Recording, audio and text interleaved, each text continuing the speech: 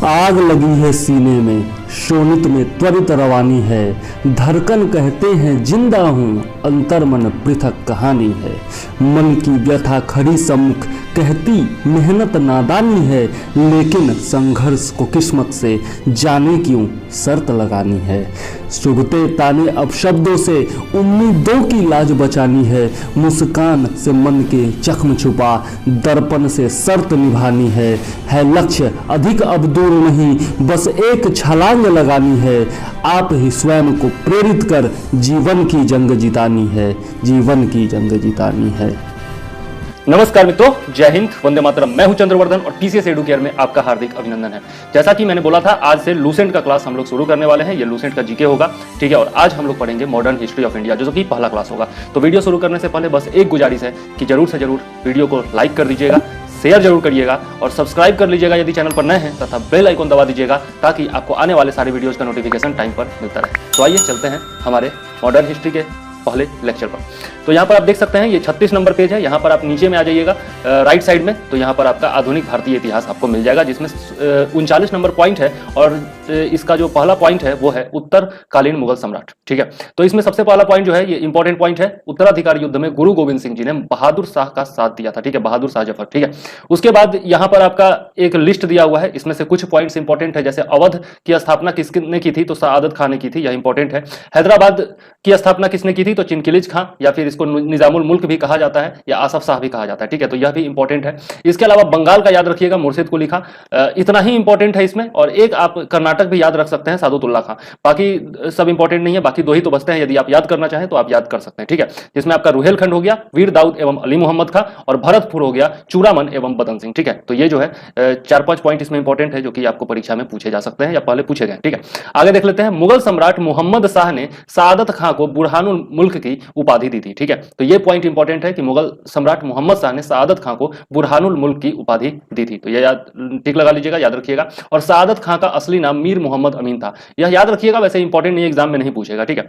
अब बहादुर शाह का पूर्व नाम मुअज्जम था, यह नहीं पूछेगा, ठीक है। बहादुर शाह को साहेब बेखबर के नाम उपनाम से पुकारा जाता है, यह कई बार पूछा जा चुका है और पूछा भी जा सकता है, ठीक है। आगे देख लेते हैं। यह जो है बहादुर शाह, आपका बहादुर शाह जफर नहीं है, इतना याद रखिएगा, गलती से मैं बोल गया। यहाँ पर जहांदार शाह के बारे में जो है वो कुछ खास इंपॉर्टेंट नहीं है। मुगल का ये इंपॉर्टेंट है कि मुगल कालीन इतिहास में सैयद बंधु हुसैन अली खां एवं अब्दुल्ला खां को शासक निर्माता के रूप में जाना जाता है, ठीक है। तो यह बहुत ही ज्यादा इंपॉर्टेंट है पॉइंट। जो सैयद बंधु थे, इनके बारे में पूछा जाता है, इनका जोड़ी जो है उनका नाम जरूर पूछा जाता है, ठीक है। तो याद रखिएगा। आगे है, लंपट मूर्ख किसको कहा जाता है, तो जहांदार शाह को कहा जाता है। यहाँ से एक और क्वेश्चन बनेगा आपका, फर्रुख सियर को घृणित कायर कहा जाता है, ठीक है। तो ये 3-4 जो पॉइंट्स हैं आपके, वो इंपॉर्टेंट है। घृणित कायर किसको कहा जाता है, लंपट मूर्ख किसको कहा जाता है, यह सब पूछा है। साहेब बेखबर किसको कहा जाता है। आगे रंगीला बादशाह होगा, हाँ देखिए आ गया, रंगीला बादशाह किसको कहा जाता है, तो मोहम्मद शाह को कहा जाता है। तो ये चारों पॉइंट जो है वो इंपॉर्टेंट है। चारों पॉइंट आप निश्चित तौर पर याद रखिएगा, ठीक है। ये इसको भी याद रखिएगा और फिर इसको भी याद रखिएगा और इसको भी याद रखिएगा, ठीक। आगे चलते हैं। तुरानी सैनिक हैदर बेग ने 9 अक्टूबर 1720 को सैयद बंधु हुसैन अली खां की हत्या कर दी थी, ठीक है। तो यह पूछा जा भी सकता है, नहीं भी जा सकता है, तो याद रखिए तो ठीक है, नहीं याद रहेगा तो कोई खास फर्क नहीं पड़ता है। आगे चलते हैं, नेक्स्ट पॉइंट देख लेते हैं। मोहम्मद शाह के शासनकाल में ही हैदराबाद के चिनकिलिज खां ने निजामुल मुल्क की उपाधि धारण की और 1725 में स्वतंत्र राज्य की स्थापना की, ठीक। तो ये ऊपर वाला ही पॉइंट दिया हुआ है, कुछ खास नहीं है। हैदराबाद की स्थापना तुरानियों ने एवं अवध की स्थापना ईरानियों ने की थी, यह इंपॉर्टेंट है, ठीक है, यह पूछा जा सकता है। आगे देख लेते हैं। ईरान या फारस के सम्राट नादिर शाह ने 1739 ईस्वी में दिल्ली पर आक्रमण किया। उस समय दिल्ली का शासक मोहम्मद शाह था, ठीक है। तो नादिर शाह का आक्रमण जो हुआ था, कब हुआ था, यह इंपॉर्टेंट है, याद रखिएगा, ठीक है। नादिर शाह को ईरान का नेपोलियन कहा जाता है, यह भी इंपॉर्टेंट पॉइंट है। आगे देख लेते हैं। नादिर शाह लगभग 70 करोड़ रुपए की धनराशि और शाहजहां का बनवाया हुआ तख्ते ताउस तथा कोहिनूर हीरा लेकर फारस लौटा था। तो कोहिनूर हीरा कौन ले गया था यहाँ से, तो नादिर शाह ले गया था, और इसी कारण से इसका नाम जो है वो फेमस भी हुआ है, तख्ते ताउस। और आपका जो कोहिनूर हीरा ले गया था इसके लिए। तख्ते ताउस, जिसको मयूर सिंहासन भी कहा जाता है, उस पर बैठने वाला अंतिम मुगल शासक कौन था, तो यह भी क्वेश्चन पूछा जाता है। तो इसका नाम है मोहम्मद शाह, जो कि अंतिम मुगल शासक था, तख्ते ताउस यानी कि मयूर सिंहासन पर बैठने वाला, ठीक है।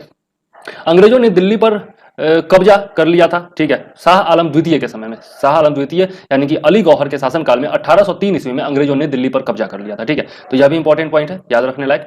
आगे देख लेते हैं पानीपत के तृतीय युद्ध के बारे में। तो पानीपत का तो जितना युद्ध है वो सारा इंपॉर्टेंट है, तो याद जरूर रखना है। पानीपत का तृतीय युद्ध जो हुआ था 1761 ईस्वी में हुआ था, सबसे पहले तो ये याद रखना है। उसके बाद मराठा एवं अहमद शाह अब्दाली की सेना के बीच हुआ था और मराठों की इसमें हार हुई थी, ठीक है। तो यह भी जो है इंपॉर्टेंट पॉइंट है, याद रखने लायक। आगे देख लेते हैं अहमद शाह अब्दाली का वास्तविक नाम क्या था, तो अहमद खां था, ठीक है। यह भी इंपॉर्टेंट पॉइंट है, अहमद खां इसका वास्तविक नाम था।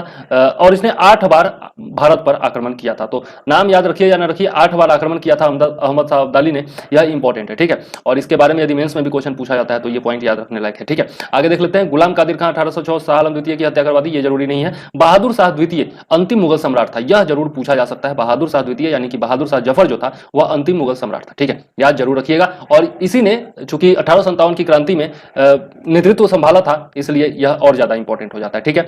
1857 ईस्वी की क्रांति में भाग लेने के कारण अंग्रेजों द्वारा बहादुर शाह जफर को बंदी बना लिया गया एवं रंगून भेज दिया गया, ठीक है। तो यह 1857 की क्रांति वाले में भी बता चुका हूं कि रंगून निर्वासित कर दिया गया था और 1862 में वहीं पर रंगून में उसकी मृत्यु हो गई थी। इसके बारे में यहां पर नहीं दिया है, लेकिन मैंने आपको बता दिया, ठीक है।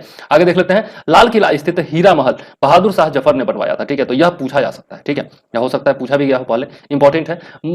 मशहूर शायर मिर्जा गालिब बहादुर शाह जफर के समय में ही दिल्ली में रहते थे, ठीक है। तो यह मैं बता चुका हूं 1857 की क्रांति का जो वीडियो मैंने बनाया था, और उस समय मिर्जा गालिब ने कहा था कि मेरे सामने रक्त का एक सैलाब है और अल्लाह ही जानता है उसने मुझे और क्या क्या देखने के लिए जिंदा रखा है। तो यह स्टेटमेंट मैंने वहां पर भी दिया था। अब हयात बख्श बाग जो है वो लाल किला दिल्ली में स्थित है, पूछा भी जा सकता है, नहीं भी पूछा जा सकता है, जैसा आपका मर्जी, याद रखना हो तो रखिए, नहीं तो छोड़ भी सकते हैं, ठीक है। आगे देख लेते हैं भारत में यूरोपीय व्यापारिक कंपनियों का आगमन, ठीक है। इस पर मैं वीडियो बना चुका हूं, तो आप चाहें तो वहां पर भी देख सकते हैं, आप डिटेल में यदि देखना चाहते हैं, पीसीएस के स्टूडेंट हैं तो, ठीक है।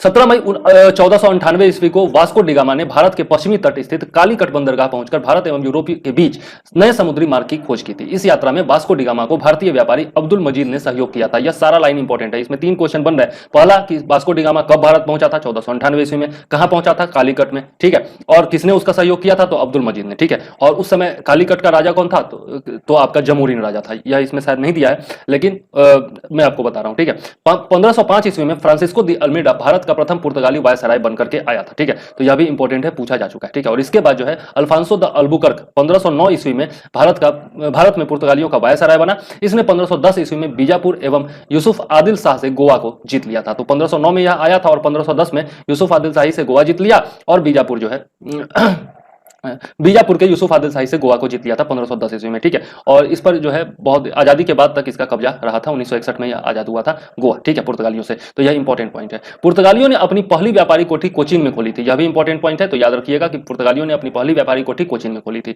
नेक्स्ट है दक्षिण पूर्वी तट पर पुर्तगालियों की एकमात्र बस्ती सन थे में थी, यह कुछ खास इंपॉर्टेंट नहीं है, यह याद रखना जरूरी है। पुर्तगालियों के बाद भारत में डच लोग आए और पहला डच यात्री कौन था, तो कार्नेलियन हाउटमैन था, या फिर इसी को कार्नेलिस देहिस्तमान कार्लेनिस देहिस्तमान भी कहा जाता है, ठीक है। कुछ जगह आपका कार्नेलिस देहिस्तमान मिलता है, कुछ जगह जो है कार्नेलियस हाउटमैन मिलता है, ठीक है।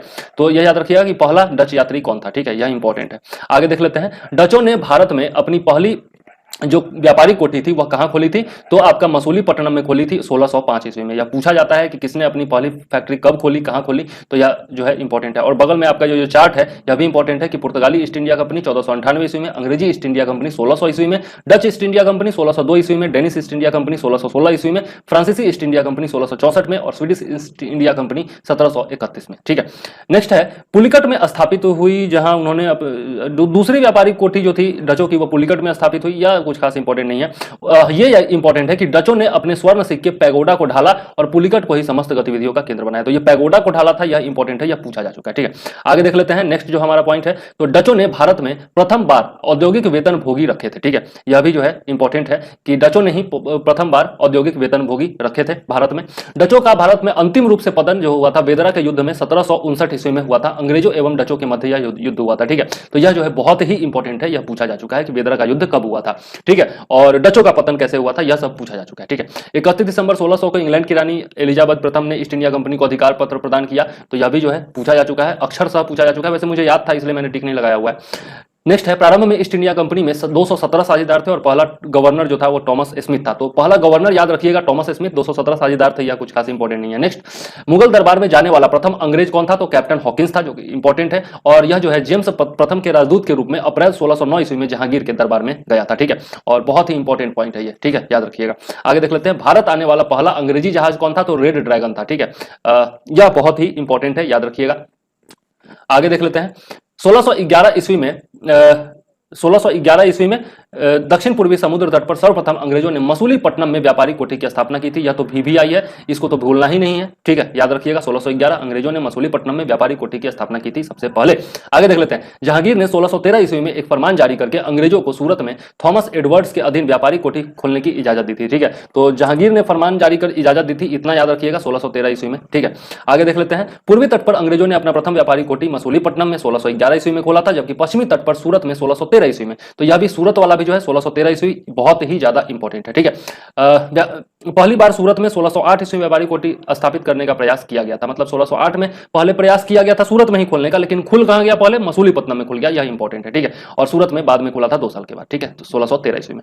नेक्स्ट है, 1615 ईस्वी में सम्राट जेम्स प्रथम ने सर टॉमस रो को अपना राजदूत बनाकर मुगल सम्राट जहांगीर के दरबार में भेजा था। रो फरवरी 1619 तक भारत में रहा था, और टॉमस रो जो था वो जहांगीर एवं खुर्रम जिसको शाहजहां कहा जाता है, तो शाहजहां से अंग्रेजों के लिए कुछ व्यापारिक छूट प्राप्त करने में सफल रहा था। ठीक है, यह बस इतना याद रखिएगा, ऊपर बता भी चुका हूं कि जेम्स प्रथम जो है उसका राजदूत बनकर सर टॉमस रो जहांगीर के दरबार में आया था। नेक्स्ट, 1632 ईस्वी में गोलकुंडा के सुल्तान ने अंग्रेजों को एक सुनहला फरमान, गोल्डन फरमान दिया था, जिसके अनुसार अंग्रेज सुल्तान को 500 पैगोडा वार्षिक कर देकर गोलकुंडा राज्य के बंदरगाह पर स्वतंत्रता पूर्वक व्यापार कर सकते थे अंग्रेज लोग। ठीक है, तो यह कुछ खास इंपॉर्टेंट नहीं है। ठीक है, लेकिन लगा दिया हूं मैं फरमान, गोल्डन फरमान कभी कभार पूछ दिया जाता है, तो गोलकुंडा के सुल्तान ने दिया था 1632 ईस्वी में, याद रखिएगा।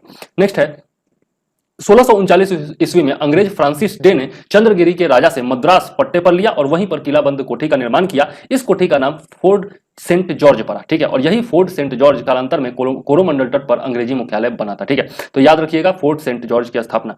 ठीक है, ये इंपॉर्टेंट पॉइंट है। नेक्स्ट, 1661 ईस्वी में पुर्तगाली, ये कुछ खास इंपॉर्टेंट नहीं है, ये तो छोड़ सकते हैं आप। ठीक है, आगे देख लेते हैं, 1668 में चार्ल्स द्वितीय ने बंगाल को, ये भी कुछ खास नहीं है। ये इंपॉर्टेंट है कि 1687 ईस्वी में अंग्रेजों ने पश्चिमी तट का मुख्यालय सूरत से हटाकर बंबई को बनाया था। ठीक है, तो सूरत से हटाकर बंबई बनाया था, यह इंपॉर्टेंट है। ईस्वी याद रखना, कुछ खास इंपॉर्टेंट नहीं है। गेराल्ड ओंगियर 1669 से 1677 ईस्वी सूरत का प्रेसिडेंट एवं बंबई का गवर्नर ने बंबई शहर की स्थापना की। तो बंबई शहर की स्थापना की, ये याद रखिएगा, किसने की? तो गेराल्ड एंगियर ने की। ठीक है, नेक्स्ट, बंगाल के शासक शाह सुजा ने सर्वप्रथम 1651 ईस्वी में अंग्रेजों को व्यापारिक छूट की अनुमति दी। इस अनुमति को निशान कहते थे, यह इंपॉर्टेंट है। निशान जो है शाह सुजा ने दिया था, यह पूछा जा चुका है। ठीक है, 1698 ईस्वी में अंग्रेजी ईस्ट इंडिया कंपनी ने 3 गांव सुतनौती, कालीकट एवं गोविंदपुर की जमींदारी, ये कितना में दिया ये जरूरी नहीं है, ये तीनों को मिलाकर के सुतनौती, आपका कालीकट और गोविंदपुर, ये तीनों को मिलाकर के फोर्ट विलियम का निर्माण किया गया था। ठीक है, आपका इसी को जो है बाद में कोलकाता नगर कहा गया था। ठीक है, चार्ल्स आयर फोर्ट विलियम के प्रथम प्रेसिडेंट हुए थे। ठीक है, कालांतर में यही कलकत्ता नगर कहलाया था, जिसकी नींव जॉर्ज चॉर्नॉक ने रखी थी। तो याद रखना ये जरूरी है कि कलकत्ता की नींव किसने रखी थी? जॉर्ज चॉर्नॉक ने। जॉर्ज चॉर्नॉक यहाँ पर दिया हुआ है, वैसे जॉब चॉर्नॉक देता है, जो आधिकारिक पुस्तकें हैं उसमें जॉब चॉर्नॉक याद रखिएगा। ठीक है, और यह जो है आपका 1690 में हुआ था।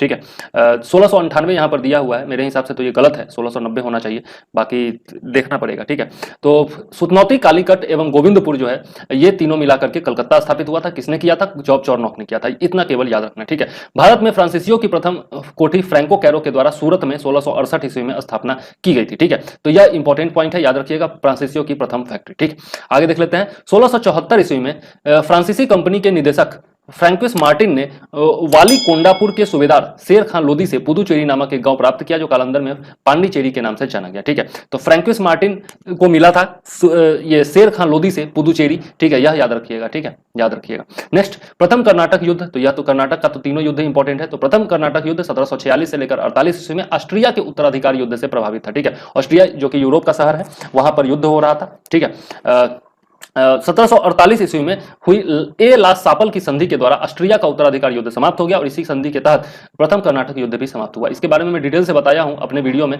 जो मैंने बनाया है, तो यदि आपको समझना हो इसके बारे में पूरा तो वहां से आप देख सकते हैं। ठीक है, यहां पर बस इतना याद रखिएगा कि प्रथम कर्नाटक युद्ध कब हुआ था? 1746 से 48 ईस्वी में, और किस मामले पर हुआ था? तो ऑस्ट्रिया में उत्तराधिकार युद्ध चल रहा था और उसी से यह प्रभावित होकर के हुआ था। और कब समाप्त हुआ? तो 1748 ईस्वी में, और किस संधि के तहत? तो ला ए सैपल की संधि के तहत। ठीक है, नेक्स्ट आते आते हैं नेक्स्ट पेज पर, तो देखते हैं दूसरा कर्नाटक युद्ध, यह भी इंपॉर्टेंट है। दूसरा कर्नाटक युद्ध जो है वो 1749 से लेकर के और 1754 ईस्वी में हुआ। इस युद्ध में फ्रांसीसी गवर्नर डुप्ले की हार हुई, उसे वापस बुला लिया गया और उसकी जगह पर गोडेहू को भारत में अगला फ्रांसीसी गवर्नर बनाया गया, ठीक है। और यह युद्ध किस संधि के द्वारा समाप्त हुआ था, तो पांडिचेरी की संधि के तहत समाप्त हुआ था। तो दूसरा कर्नाटक युद्ध 1749 से 1754, ठीक है। और किस संधि के तहत खत्म हुआ, तो पांडिचेरी की संधि के तहत खत्म हुआ, ठीक है। बस इतना याद रखिएगा और कुछ नहीं, ठीक। अंग्रेजों और फ्रांसीसियों के बीच युद्ध हुआ था, ठीक। नेक्स्ट कर्नाटक का तीसरा युद्ध देखें तो 1756 से लेकर के 1763 ईस्वी के बीच हुआ, जो कि 1756 में शुरू हुए। सप्तवर्षीय युद्ध का ही एक अंश था। पेरिस की संधि होने पर यह युद्ध समाप्त हो गया, यह भी याद रखिएगा, तीनों से पूछा जाता है क्वेश्चन, ठीक है। नेक्स्ट 1760 ईस्वी में अंग्रेजी सेना ने सर आयरकूट के नेतृत्व में वांडीवास की लड़ाई में फ्रांसीसियों को बुरी तरह से हराया था और यहीं पर फ्रांसीसियों का भारत में अंत हो गया था। तो वांडीवास का युद्ध कब हुआ था, याद जरूर रखिएगा, 1760 ईस्वी, जिसमें फ्रांसीसियों का लगभग अंत भारत से हो गया था। नेक्स्ट देखते हैं 1761 ईस्वी में क्या हुआ था, तो 1761 ईस्वी में अंग्रेजों ने पांडिचेरी को फ्रांसीसियों से छीन लिया था, ठीक है। 1763 ईस्वी में हुई पेरिस संधि के द्वारा अंग्रेजों ने चंद्रनगर को छोड़ करके शेष अन्य प्रदेशों को लौटा दिया था। 1761 जब आपका ये हुआ था वांडीवास की लड़ाई, उसके बाद जो है, ठीक है। तो 1763 के पेरिस संधि के द्वारा अंग्रेजों ने चंद्रनगर को छोड़ करके शेष अन्य प्रदेशों को लौटा दिया, जो 1749 ईस्वी तक फ्रांसीसी कब्जे में थे। ये प्रदेश भारत की आजादी तक फ्रांसीसियों के कब्जे में ही रहे थे, ठीक है। तो ये कुछ खास इंपॉर्टेंट नहीं है, वैसे याद रखना चाहें तो रख सकते हैं। नेक्स्ट देख लेते हैं बंगाल पर अंग्रेजों का आधिपत्य। ये बहुत इंपॉर्टेंट चैप्टर है, इसके बारे में भी मैं वीडियो बना चुका हूं पहले, तो अगर मेरे नोट से वीडियो देखना चाहते हैं तो वहां पर जाकर के देख सकते हैं, ठीक है। मुगल साम्राज्य के अंतर्गत आने वाले प्रांतों में बंगाल सर्वाधिक संपन्न राज्य था। मुर्शिद कुली खां स्वतंत्र शासक था, परंतु वह नियमित रूप से, ये कुछ खास नहीं, मुर्शिद कुली खां ने अपनी राजधानी ढाका से मुर्शिदाबाद भागीरथी नदी के तट पर स्थानांतरित की, यह इंपॉर्टेंट पॉइंट है। और इजारेदारी प्रथा जो है, इजारेदारी प्रथा प्रारंभ किया इसने, तथा कृषकों को तकाबी ऋण मतलब खेती के लिए अग्रिम कर्ज प्रदान किया, ठीक है। तो इसका दामाद कौन था, इससे इंपॉर्टेंट नहीं है। राजधानी जो था बंगाल का वो ढाका से मुर्शिदाबाद इसने स्थानांतरित किया था, यह इंपॉर्टेंट है। और एक इजारेदारी प्रथा याद रख सकते हैं, ठीक है। इसके बाद है 1740 में गिरिया के युद्ध में, ये कुछ खास नहीं, हाँ ये बिहार के लिए इंपॉर्टेंट है, ये बीपीएससी के लिए इंपॉर्टेंट है, ये याद रखिएगा। 1740 ईस्वी के गिरिया के युद्ध में सरफराज को मार करके बिहार के सर सूबेदार अलीवर्दी खां जो था वो बंगाल का नवाब बना था, ठीक है। तो यह बिहार का सर सूबेदार था, बंगाल का नवाब बनने से पहले, यह याद रखना जरूरी है, ठीक है। इसने अपने शासनकाल में मुगलों को राजस्व देना बंद कर दिया था। इसके शासनकाल में बंगाल इतना, ये कुछ खास नहीं है, इसके शासनकाल में बंगाल इतना समृद्धशाली बन गया था कि भारत का स्वर्ग इसे कहा जाने लगा था। इसका उत्तराधिकारी कौन हुआ, तो सिराजुद्दौला हुआ था, ठीक है। अब इसमें डायरेक्ट चला गया है यहाँ पर सिराजुद्दौला पर। इसमें जो है आपका मुर्शिद कुली खां का जो आपका कार्यकाल है वो याद रखिएगा, ठीक है। और नेक्स्ट जो है आपका अलीवर्दी खां का कार्यकाल याद रखिएगा, सिराजुद्दौला का कार्यकाल याद रखिएगा, और मीर जाफर मीर कासिम का कार्यकाल याद रखिएगा। मीर जाफर को आपका क्लाइव का जैकॉल भी कहा जाता है, यह भी याद रखिएगा, ठीक है। पहले मीर जाफर बना था जो कि सिराजुद्दौला का दामाद था, उसके बाद मीर कासिम को बनाया गया, और फिर जो है आपका मीर कासिम को भी हटा करके मीर जाफर को बना दिया गया था, क्योंकि वो किलाबंदी वगैरह करने लगा था। यह सब कहानी मैं बता चुका हूं, आप देख सकते हैं, ठीक है। यहाँ पर कहानी नहीं सुनाऊंगा। नेक्स्ट चलते हैं 20 जून 1756 ईस्वी को काल कोठरी की ट्रेजेडी, ब्लैक होल ट्रेजेडी इसको जाना जाता है। और ब्लैक होल की घटना के नाम से ही आपसे क्वेश्चन पूछा जाएगा। तो ब्लैक होल नाम की घटना कब घटी थी, तो 20 जून 1756 को घटी थी, याद रखिएगा, इंपॉर्टेंट है। बाकी और ये इसके बारे में कौन बोला था, तो जेड हॉलवेल, ठीक है, जेड हॉलवेल बोला था। ये दोनों चीज याद रखिएगा, बाकी कुछ भी जितना संख्या वगैरह दिया हुआ है ये सब याद रखने की जरूरत नहीं है, ठीक है।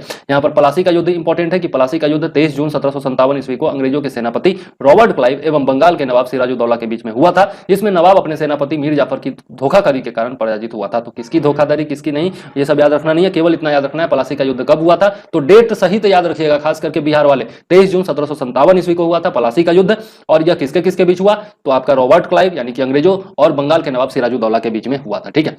नेक्स्ट चलते हैं। इसके बाद जो है अंग्रेजों ने मीर जाफर को बंगाल का नवाब बनाया, क्योंकि मतलब धोखाधड़ी किया था। नेक्स्ट, प्लासी की लड़ाई में मोहनलाल एवं मीर मदान के नेतृत्व में एक छोटी सेना नवाब के वफादार रही, ठीक है। बाकी सब इसके विरोधी थे, लेकिन ये दोनों जो है मोहनलाल और मीर मदान यह हमेशा वफादार रहे थे और लड़ते लड़ते मारे गए थे। प्लासी जो है भागीरथी नदी के किनारे हुआ था। तो चूंकि ये लोग वफादार रहे थे तो याद रखिएगा नाम इनका, ठीक है, यह पूछा भी जाता है, ठीक है, ये कौन कौन वफादार रहा था। नेक्स्ट देख लेते हैं। आपका क्लाइव के हाथों की कठपुतली नवाब मीर जाफर को अंग्रेजों ने 1700, ये कुछ खास नहीं है, हाँ ये याद रखिएगा कि मीर कासिम ने अपनी राजधानी मुर्शिदाबाद से मुंगेर स्थानांतरित की थी, ठीक है, यह इंपॉर्टेंट है, ओके, याद जरूर रखिएगा। मुर्शिदाबाद से राजधानी को मुंगेर स्थापित किया था, खास करके बिहार वाले निश्चित तौर पर याद रखिएगा, ठीक है। अब बंगाल की राजधानी का क्रम क्या हुआ, तो ढाका से मुर्शिदाबाद और मुर्शिदाबाद से फिर मुंगेर, ठीक है। तो ये इसका क्रम रहा बंगाल की राजधानियों का। नेक्स्ट चलते हैं, बक्सर का युद्ध देख लेते हैं। तो यह भी इंपॉर्टेंट है, बहुत ही ज्यादा इंपॉर्टेंट है राष्ट्रीय परिदृश्य के लिए और बिहार वालों के लिए तो निश्चित तौर पर इंपॉर्टेंट है। बक्सर का युद्ध जो है 1764 ईस्वी में हुआ था। अंग्रेजों एवं मीर कासिम अवध के नवाब सुजाउद्दौला एवं मुगल सम्राट शाह आलम द्वितीय के बीच हुआ था, ठीक है। इस युद्ध में अंग्रेज विजय हुए थे और युद्ध युद्ध में अंग्रेज सेनापति कौन था? हेक्टर मुनरो था। तो यह सेनापति का भी नाम याद रखिएगा। बक्सर का युद्ध कब हुआ था? 1764 ईस्वी में। और किसके किसके बीच हुआ था? तो अंग्रेजों एवं मीर कासिम, अवध के नवाब सुजाउद्दौला एवं मुगल सम्राट शाह आलम द्वितीय, ये तीनों का संयुक्त सेना था अंग्रेजों के खिलाफ। ठीक है, तो याद जरूर रखिएगा। चलिए, इसकी पूरी कहानी भी मैं बता चुका हूं, तो देखना हो तो देख सकते हैं आप वीडियो। ठीक है, नेक्स्ट चलते हैं अंग्रेजों के मैसूर से संबंधित। इस पर भी मैं वीडियो बना चुका हूं, तो यदि आप देखना चाहें डिटेल में तो वहां से आप समझ सकते हैं। यदि आपके पास परीक्षा के लिए समय ज्यादा है तो आप जरूर वो वीडियो जाकर के देखिए, बहुत अच्छे से समझ में आएगा। यहाँ पर तो खाली रट्टा मारने वाली बात है। चलिए, 1761 ईस्वी में हैदर अली मैसूर का शासक बना था, यह याद रखिएगा। इसका कालखंड भी पूछा जाता है। हैदर अली की मृत्यु 1782 ईस्वी में द्वितीय आंग्ल मैसूर युद्ध के दौरान हो गई थी। यह नहीं पूछा जाता, टीपू सुल्तान का मृत्यु पूछा जाता है। ठीक है, हैदर अली का उत्तराधिकारी उसका पुत्र टीपू सुल्तान था। ये हाँ, 1787 ईस्वी में, ईस्वी याद रखना जरूरी नहीं है, बस इतना याद रखिएगा कि राजधानी कहाँ थी टीपू सुल्तान की? तो श्रीरंगपट्टनम में थी और इसने पादशाह की उपाधि धारण की थी। उसके बाद यह भी इंपॉर्टेंट है कि श्रीरंगपट्टनम में इसने स्वतंत्रता का वृक्ष लगवाया, साथ ही जैकोबिन क्लब का सदस्य भी यह बना था। तो यह जो है टीपू सुल्तान के बारे में इंपॉर्टेंट तथ्य है, याद रखना जरूरी है। ठीक, आगे यहाँ पर आपका प्रथम, द्वितीय, तृतीय और चतुर्थ आंग्ल मैसूर युद्ध का तिथि वगैरह दिया हुआ है, तो यह जरूर रट लीजिएगा। इसमें पढ़ाने लायक कुछ नहीं है, वैसे मैं एक बार पढ़ देता हूँ। प्रथम आंग्ल मैसूर युद्ध 1767 से लेकर 69 ईस्वी तक हुआ था। द्वितीय आंग्ल मैसूर युद्ध जो हुआ था 1780 से 84 ईस्वी में हुआ था, और वारेन हेस्टिंग जो था इस समय गवर्नर जनरल था। तृतीय आंग्ल मैसूर युद्ध 1790 से 92 ईस्वी में हुआ था, और कार्नवालिस जो था वह गवर्नर जनरल था। और चतुर्थ आंग्ल मैसूर युद्ध 1799 ईस्वी में हुआ था, लॉर्ड वेलेस्ली गवर्नर जनरल था। और इसी युद्ध में, चतुर्थ आंग्ल मैसूर युद्ध में, टीपू सुल्तान जो है वो मारा गया था। तो यह भी याद रखना जरूरी है। ठीक है, इस युद्ध में मराठा, हैदराबाद के निजाम एवं अंग्रेजों की संयुक्त सेना मैसूर के खिलाफ लड़ रही थी। ठीक है, तो ये कुछ खास इंपॉर्टेंट नहीं है। नेक्स्ट, टीपू की मृत्यु श्रीरंगपट्टनम के आखिरी युद्ध यानी कि चतुर्थ आंग्ल मैसूर युद्ध के दौरान 1799 ईस्वी में युद्ध में हो गई थी, और टीपू सुल्तान को शेरे मैसूर कहा जाता था।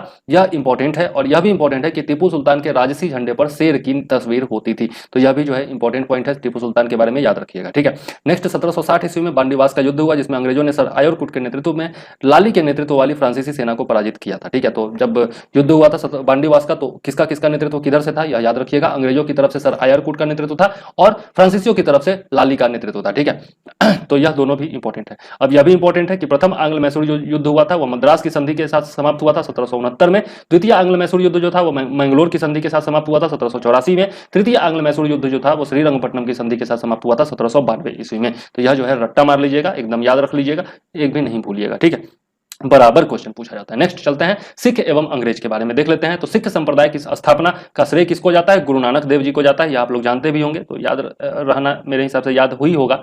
और गुरु नानक प्रथम गुरु थे, यह भी याद होगा। गुरु नानक के अनुयायी सिख कहलाए, यह भी इंपॉर्टेंट है, लेकिन याद होगा। हाँ, ये जो है यह बहुत इंपॉर्टेंट है कि ये बादशाह बाबर एवं हुमायूं के समकालीन थे।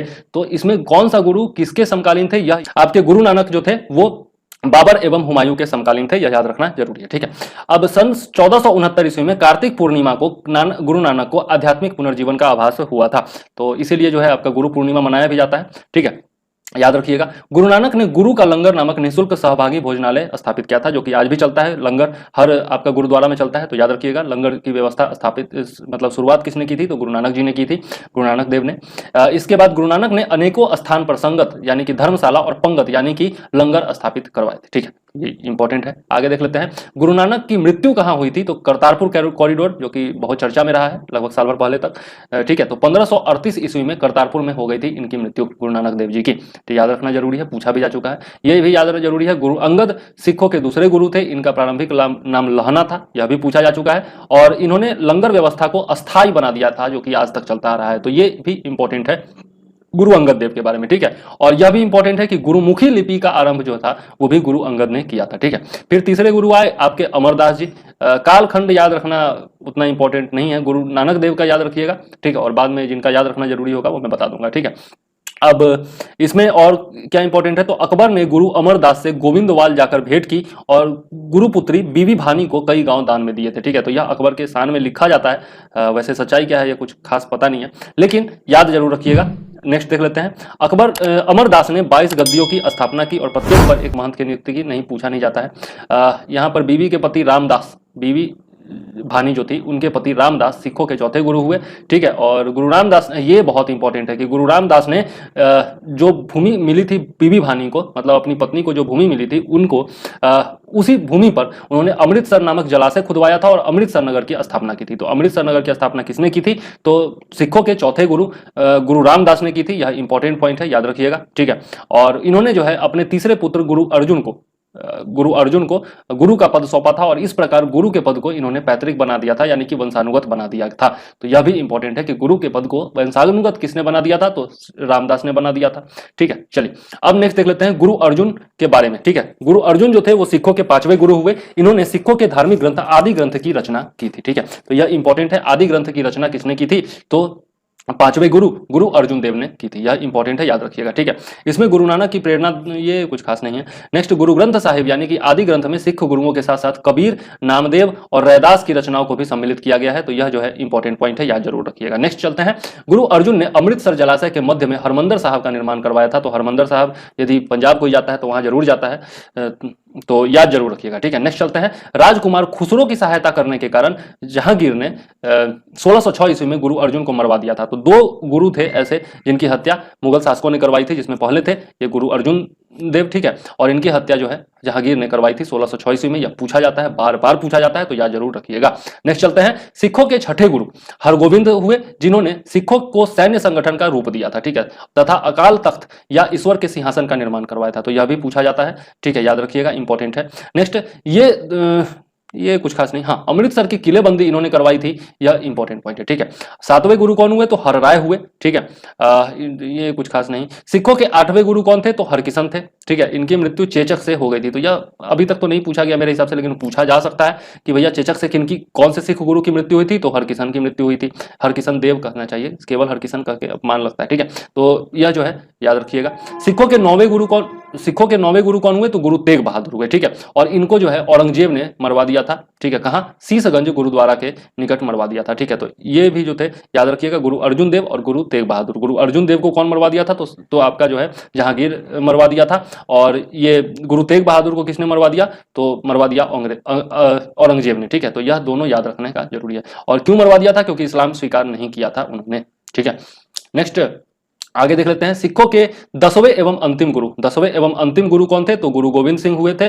और इनका जन्म कहां हुआ था, 1666 ईस्वी में पटना में हुआ था। तो यह जो है बहुत ही ज्यादा इंपॉर्टेंट है। और गुरु नानक का जन्म कहां हुआ था, तलवंडी में हुआ था। इसमें नहीं दिया है, लेकिन आपको बता दे रहा हूं, याद रखिएगा। और सिखों के सभी गुरुओं के बारे में मैंने वीडियो बनाया हुआ है, सिख धर्म के बारे में वीडियो बनाया हुआ है। तो यदि देखना चाहे तो मेरा वीडियो देख सकते हैं, वहां से आपका एक भी क्वेश्चन नहीं छूटेगा। चलिए, गुरु गोविंद सिंह अपने आप को सच्चा बादशाह कहा था उन्होंने, और इन्होंने सिखों के लिए 5 ककार यानी कि केस, कंघा, कृपान, कच्छा और करा रखने की अनुमति दी थी। तो बहुत ही इंपॉर्टेंट है, खास करके पंजाब के स्टूडेंट तो निश्चित तौर पर याद रखें, और बाकी सारे स्टूडेंट्स भी निश्चित तौर पर इसको याद रखें। ठीक है, और इन्होंने ही सिंह जोड़ने को कहा था सभी को। ठीक है, आगे देख लेते हैं, गुरु गोविंद सिंह का निवास स्थान कहा था, तो आनंदपुर साहिब था, जहां पर गुरुद्वारा भी है। और कार्यस्थली ये कुछ खास इंपॉर्टेंट नहीं है। नेक्स्ट, इनके 2 पुत्र, ये भी कुछ खास इंपॉर्टेंट नहीं है।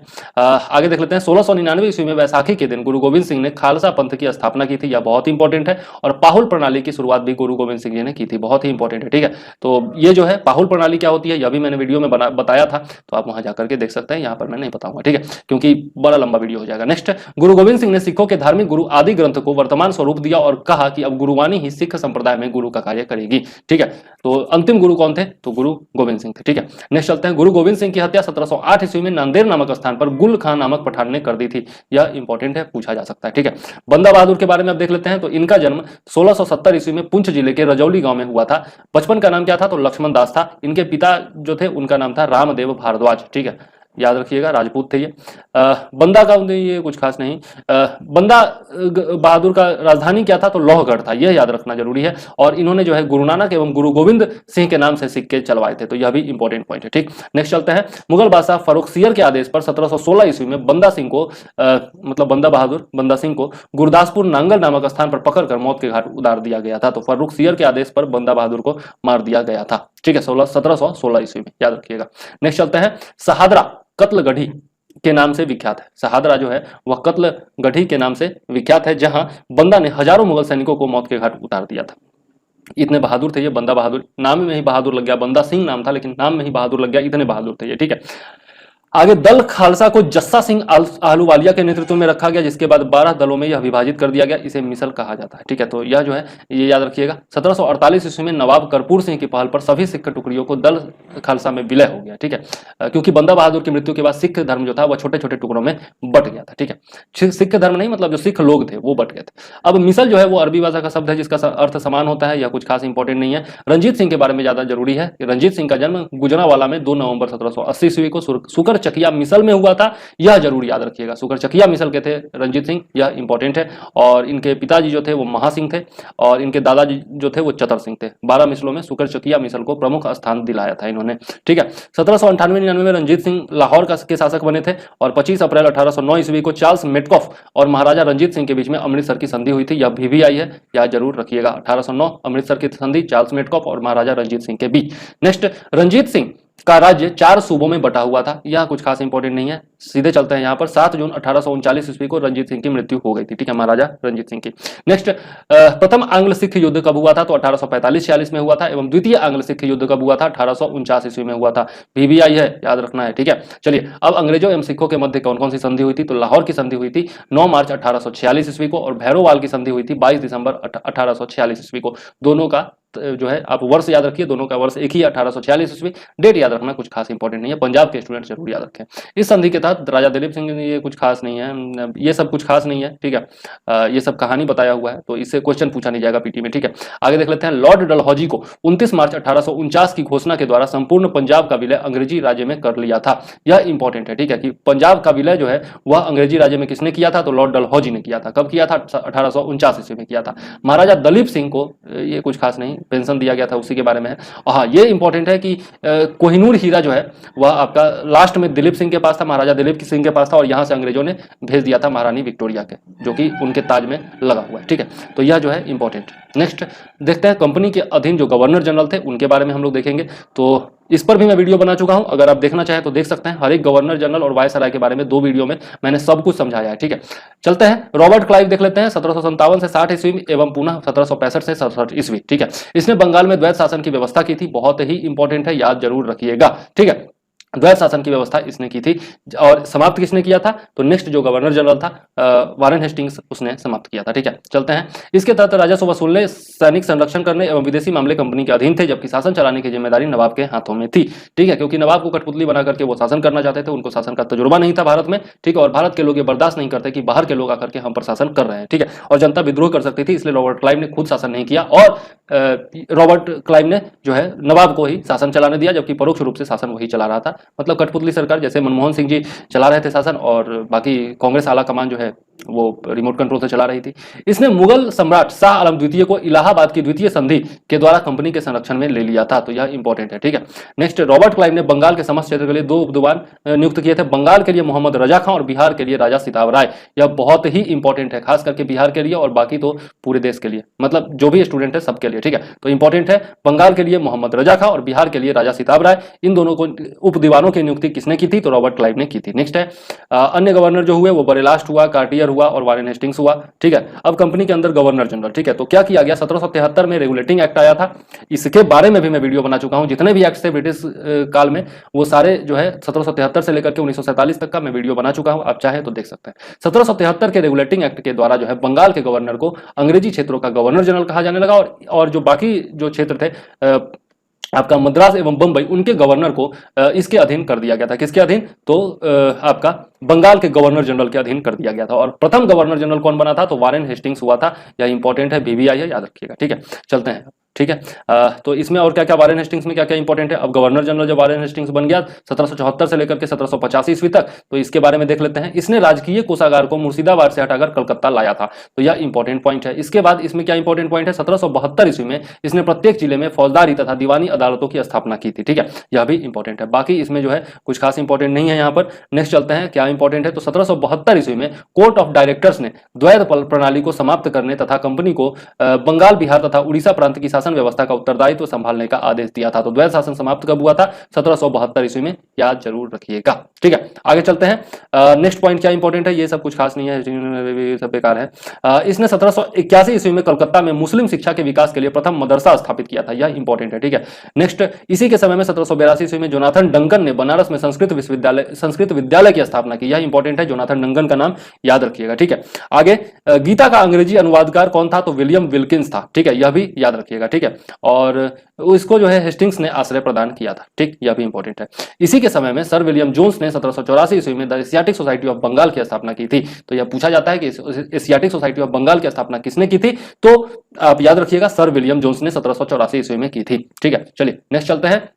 नेक्स्ट पॉइंट है कि इसी के समय में 1780 ईस्वी में भारत का पहला समाचार पत्र द बंगाल गजट का प्रकाशन जेम्स ऑगस्टस हिक्की ने किया था। बहुत ही इंपॉर्टेंट पॉइंट है। भारत का पहला समाचार पत्र कौन था, यह पूछा जाता है। तो बंगाल गजट, और किसने इसका प्रकाशन किया था? जेम्स ऑगस्टस हिक्की ने किया था। ठीक है, और इसके बाद और क्या इंपॉर्टेंट है, तो इसी के समय में रेगुलेटिंग एक्ट के तहत 1774 ईस्वी में कलकत्ता में एक उच्चतम न्यायालय की स्थापना की गई थी। यह कई बार पूछा जा चुका है, तो याद रखिएगा। ठीक है, 1774 ईस्वी में कलकत्ता में उच्चतम न्यायालय की स्थापना, और इसका मुख्य न्यायाधीश कौन था? तो प्रथम मुख्य न्यायाधीश जो था वह एलिजा इम्पे था। यह भी पूछा जा चुका है, याद रखिएगा। ठीक है, अब आते हैं, देख लेते हैं प्रथम आंग्ल मराठा युद्ध एवं द्वितीय आंग्ल मराठा युद्ध जो है 1780 से 84 ईस्वी, और प्रथम जो हुआ था 1775 से 1782, यह पीछे भी देख चुके हैं हम लोग। तो यह दोनों जो है वारेन हेस्टिंग्स के समय में ही लड़े गए थे। प्रथम आंग्ल मराठा युद्ध सालबाई की संधि एवं द्वितीय आंग्ल मैसूर युद्ध मंगलोर की संधि के द्वारा समाप्त हुए थे, यह भी हम लोग देख चुके हैं। नेक्स्ट, पिट्स इंडिया एक्ट 1784 ईस्वी वारेन हेस्टिंग के समय में ही पारित हुआ था। इस एक्ट के बारे में भी मैं वीडियो बनाया हूं, तो वहां पर आप देख सकते हैं। और इसी के काल में बोर्ड ऑफ रेवेन्यू की स्थापना हुई थी। यह पूछा भी जा सकता है, नहीं भी पूछा जा सकता है, तो कुछ खास इंपॉर्टेंट नहीं है। मन हो तो याद रखिए, नहीं तो छोड़ भी सकते हैं। ठीक है, और ये यहां पर याद रखिएगा कि राय रयान की नियुक्ति जो है वह आपका हेस्टिंग्स ने की थी, वारेन हेस्टिंग्स ने। यहां पर हेस्टिंग्स जो है ना, दो है। यहां पर पहला जो है आपका वारेन हेस्टिंग्स है, और दूसरा जो है आपका लॉर्ड हेस्टिंग्स है। तो लॉर्ड हेस्टिंग्स भी बाद में आएगा, लेकिन दोनों में कंफ्यूज नहीं होना है। ठीक है, तो यहां पर वारेन हेस्टिंग्स है। इस और राय रयान के पद को प्राप्त करने वाला पहला भारतीय जो था वह दुर्लभ राय का पुत्र राज बल्लभ था। ठीक है, तो यह इंपॉर्टेंट पॉइंट है, याद रख सकते हैं आप। ठीक है, चलिए आगे चलते हैं। पिट्स इंडिया एक्ट 1784 ईस्वी के विरोध में इस्तीफा देकर, जब ये कुछ खास नहीं है, उसके ऊपर महाभियोग चलाया गया था। तो हाँ, ये याद रखिएगा कि महाभियोग किसके ऊपर चलाया गया था? तो आपका वारेन हेस्टिंग्स के ऊपर चलाया गया था। ठीक है, 1786 ईस्वी में वारेन हेस्टिंग्स के जाने के पश्चात लगान परिषद का पुनर्गठन किया गया और एक नवीन अधिकारी मुख्य सारिस्ताकार की, ये कुछ खास नहीं। ठीक है, और हाँ, ये याद रखिएगा कि मुख्य सारिस्तादार के पद पर प्रथम नियुक्ति जेम्स ग्रांट की हुई थी। ठीक है, और इसका कार्य क्या था? तो सभी जितने भी कानूनी कागज थे उनकी देखभाल करना इसका कार्य था। ठीक है, अब ये बहुत ही इंपॉर्टेंट है कि सुरक्षा प्रकोष्ठ की नीति, रिंग फेंस पॉलिसी कौन लेकर आया था? तो वारेन हेस्टिंग्स लेकर आया था। और यह पॉलिसी क्या थी, यह मेरे वीडियो से आप समझ सकते हैं। आगे देख लेते हैं लॉर्ड कॉर्नवालिस के बारे में। ठीक है, वारेन हेस्टिंग्स हमने देख लिया, अब लॉर्ड कॉर्नवालिस के बारे में देख लेते हैं। इसका कार्यकाल जो है वो याद रखिएगा 1786 ईस्वी से लेकर के 1793 ईस्वी और 1805 ईस्वी। इसके समय में ये कुछ खास नहीं अधिकार। हाँ, ये इंपॉर्टेंट है। कॉर्नवालिस ने 1793 ईस्वी में प्रसिद्ध कॉर्नवालिस कोड का निर्माण करवाया, जो शक्तियों के पृथक्करण सिद्धांत पर आधारित था। यह बहुत ही इंपॉर्टेंट है, याद रखिएगा। ठीक है, आगे देख लेते हैं और इसके बारे में क्या इंपॉर्टेंट है। तो इसने 1793 ईस्वी में अस्थायी बंदोबस्ती की पद्धति लागू की थी। जितने भी भू व्यवस्थाएं थी, अस्थायी बंदोबस्ती हो, महलवारी हो, रैयतवाड़ी हो, इन तीनों पर मैंने वीडियो बनाया है, तो आप चाहें तो देख सकते हैं। ठीक है, 1793 ईस्वी में अस्थायी बंदोबस्ती की पद्धति लागू की गई, जिसके तहत जमींदारों को अब भू राजस्व का लगभग 90% यानी कि 10/11 भाग कंपनी को तथा लगभग 10% यानी कि 1/11 भाग अपने पास रखना था।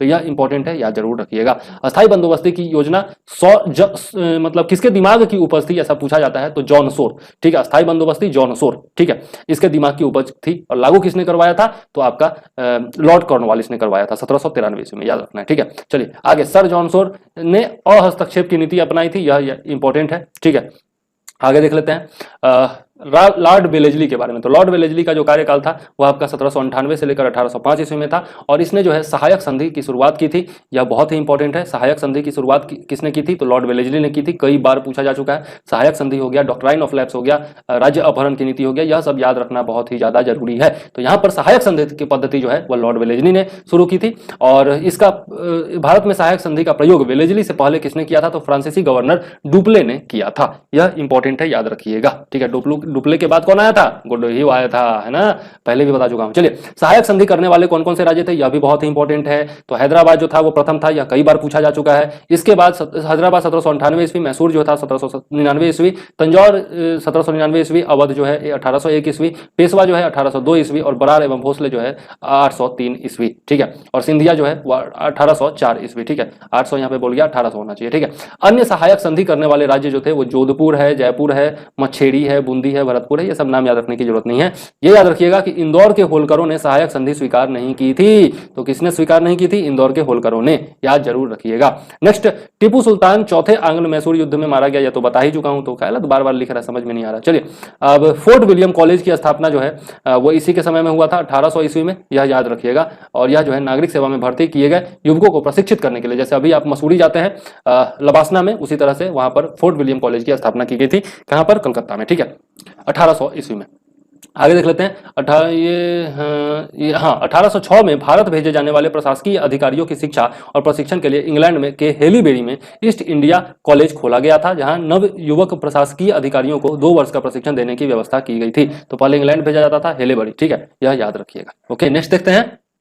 यह स्वयं को बंगाल का शेर कहा करता था। कौन कहा करता था? तो विलेजली, ठीक है, याद रखिएगा। नेक्स्ट चलते हैं, सर जॉर्ज वार्लो। इसके समय में आपका वेल्लोर में सिपाही विद्रोह हुआ था 1806 ईस्वी में, और इस समय मद्रास का गवर्नर जनरल कौन था? तो विलियम बेंटिंग था। तो यह दोनों चीजें याद रखनी है आपको। 1857 की क्रांति पढ़ाते वक्त भी मैंने वेल्लोर के सिपाही विद्रोह का जिक्र किया था। क्यों हुआ था? तो उनको जो है टीका लगाने या फिर आपका पगड़ी पहनने का इजाजत नहीं दिया जा रहा था सिपाहियों को, इसलिए हुआ था, ठीक है। लॉर्ड मिंटो प्रथम 1807 ईस्वी से लेकर 1813 ईस्वी, और इसके कार्यकाल में रंजीत सिंह एवं अंग्रेजों के बीच 25 अप्रैल 1809 को अमृतसर की संधि हुई थी, और मध्यस्थता जो है वो चार्ल्स मेडकॉफ ने की थी। इसी के समय चार्टर्ड एक्ट 1813 भी पास हुआ था, ठीक है। आगे देख लेते हैं। नेक्स्ट है लॉर्ड हेस्टिंग्स। तो यह जो है 1813 से लेकर के 1823 ईस्वी का कार्यकाल है। इसी के समय में आंग्ल नेपाल युद्ध 1814 से 16 ईस्वी में हुआ था। इसमें नेपाल के अमर सिंह थापा को आत्मसमर्पण करना पड़ा था। मार्च 1816 ईस्वी में अंग्रेजों एवं गोरखों के बीच में संगोली की संधि के द्वारा आंग्ल नेपाल युद्ध का अंत हुआ था। तो यह जो है पूछा जा सकता है, इंपॉर्टेंट है, याद जरूर रखिएगा। नेक्स्ट चलते हैं। इसके समय में पिंडारियों का दमन कर दिया गया था। पिंडारियों के प्रमुख नेताओं में वासिल मोहम्मद, चीतू एवं करीम खां थे, ठीक है। तो यह भी इंपॉर्टेंट है, याद रखना जरूरी है, ठीक। आगे देख लेते हैं। इसने मराठों की शक्ति को अंतिम रूप से नष्ट कर दिया था। किसने? लॉर्ड हेस्टिंग्स ने। आगे इसने प्रेस पर लगे प्रतिबंधों को समाप्त कर प्रेस के मार्गदर्शन के लिए नियम बनाए थे। लेकिन यहां से कंफ्यूज नहीं होना है, क्योंकि प्रेस का मुक्तिदाता किसको कहा जाता है, यह मैं आगे बताऊंगा। वो होता है मेडकॉफ, ठीक है। आगे देख लेते हैं। इसी के समय में 1822 ईस्वी में टेनेंसी एक्ट या काश्तकारी अधिनियम लागू किया गया था। यह इंपॉर्टेंट है, याद जरूर रखिएगा, ठीक है। कुत्ते बहुत हल्ला करते हैं रात में, खैर जो भी है। चलते हैं आगे देख लेते हैं लॉर्ड एमहर्स्ट के बारे में, ठीक है। तो लॉर्ड एमहर्स्ट जो है 1823 से 1828 ईस्वी, और इसके समय में प्रथम आंग्ल बर्मा युद्ध 1824 से 26 में लड़ा गया था। 1826 ईस्वी में बर्मा एवं अंग्रेजों के बीच यांडबू की संधि हुई थी, यह इंपॉर्टेंट है, ठीक है। तो प्रथम आंग्ल बर्मा युद्ध कब हुआ था? 1824 से 26, और 26 में यांडबू की संधि के द्वारा यह समाप्त हुआ था, याद रखिएगा। 1824 में बैरकपुर का सैन्य विद्रोह भी हुआ था, ठीक है। और यह किस लिए हुआ था? यह भी मैं बताया हूं 1857 की क्रांति के समय में। तो उनको जो है भेजा जा रहा था समंदर के पार, और समंदर पार जाना हिंदू धर्म के खिलाफ था, और इस कारण से बैरकपुर में सैन्य विद्रोह हुआ था। नेक्स्ट लॉर्ड विलियम बेंटिक के बारे में देख लेते हैं, बहुत ही इंपॉर्टेंट है ये। 1828 से लेकर के 1835 ईस्वी, यानी कि 7 साल। 1833 ईस्वी के चार्टर एक्ट के द्वारा बंगाल के गवर्नर जनरल को भारत का गवर्नर जनरल बना दिया गया था, और अब भारत का पहला governor general Lord William Bentinck था। भी आई, जितना भी लगाना है लगा लीजिए, बहुत ही इंपॉर्टेंट है, ठीक है। और बंगाल का प्रथम गवर्नर जनरल कौन था? वारेन हेस्टिंग्स था, यह मैं पहले बता चुका हूं। आगे देख लेते हैं। राजा राम मोहन राय के सहयोग से लॉर्ड विलियम बेंटिक ने 1829 ईस्वी में, यह भी आई है, 1829 ईस्वी में सती प्रथा को समाप्त कर दिया था, ठीक है। तो यह बहुत ही इंपॉर्टेंट है, याद जरूर रखिएगा। और किस धारा के तहत? तो धारा 17 के तहत। कब? तो 1829 ईस्वी में। किसके सहयोग से? तो राजा राम मोहन राय के सहयोग से। किसने किया था? लॉर्ड विलियम बेंटिक ने। अकबर और मराठा पेशवाओं ने भी सती प्रथा पर रोक लगाने का प्रयास किया था, यह हम लोग देखेंगे आगे, मतलब जब मध्यकालीन भारतीय इतिहास पढ़ेंगे। लेकिन यहां पर दिया हुआ है, तो याद रखिएगा, ठीक है। बेंटिक ने कर्नल स्लीमन की सहायता से 1830 ईस्वी तक ठगी प्रथा को समाप्त कर दिया था। ठग जो है देवी काली की पूजा करते हैं, तो यह भी जो है पूछा जा चुका है, तो याद रखिएगा। ठगी प्रथा को किसने समाप्त किया था? बेंटिक ने। किसकी सहायता से? कर्नल स्लीमन की सहायता से। नेक्स्ट, कलकत्ता मेडिकल कॉलेज की स्थापना भी इसने करवाई थी, बेंटिक ने, 1835 ईस्वी में, यह भी इंपॉर्टेंट है। इसी के समय मैकाले की अनुशंसा पर अंग्रेजी को शिक्षा का माध्यम बनाया गया था। तो अंग्रेजी को शिक्षा का माध्यम किसके अनुशंसा पर बनाया गया? तो लॉर्ड मैकाले की शिक्षा पद्धति के आधार पर बनाया गया, और यह जो है आज भी हमारे यहाँ लागू है। बच्चों को हिंदी नहीं आती, अंग्रेजी फटाफट बोलते हैं। इसने शिशु बालिका की हत्या पर प्रतिबंध लगा दिया था। तो यह भी जो है याद रखना चाहे तो रख सकते हैं, वैसे पूछा नहीं गया। ठीक है, आगे देख लेते हैं चार्ल्स मेटकॉफ के बारे में। तो इसने अपने 1 वर्ष के कार्यकाल में प्रेस पर से नियंत्रण हटाया और इसलिए भारतीय प्रेस का मुक्तिदाता इसको कहा जाता है, चार्ल्स मेटकॉफ को। इसके बारे में यही एक पॉइंट इंपॉर्टेंट है, तो याद जरूर रखिएगा। लॉर्ड ऑकलैंड के बारे में देखें, 1836 ईस्वी से 1842 ईस्वी, इसके समय की सबसे महत्वपूर्ण घटना है प्रथम आंग्ल अफगान युद्ध 1839 ईस्वी से लेकर 1842 ईस्वी तक। 1839 ईस्वी में इसने कलकत्ता से दिल्ली तक ग्रैंड ट्रंक रोड की मरम्मत करवाई थी। यह बहुत ही इंपॉर्टेंट पॉइंट है, याद रखिएगा। नेक्स्ट, इसी के समय में भारतीय विद्यार्थियों को डॉक्टरी की कुछ खास नहीं, भारतीय विद्यार्थियों को डॉक्टरी की शिक्षा के लिए ब्रिटिश मतलब विदेश जाने की अनुमति ब्रिटिश संसद ने प्रदान कर दी थी। ठीक है, अब जो है लॉर्ड एलिनबरो के बारे में देख लेते हैं। तो इसके बारे में महत्वपूर्ण तथ्य यही है कि आपका दास प्रथा का उन्मूलन जो है वो इसी के समय में हुआ था 1843 के एक्ट 5 के द्वारा। ठीक है, तो यह जरूर याद रखिएगा।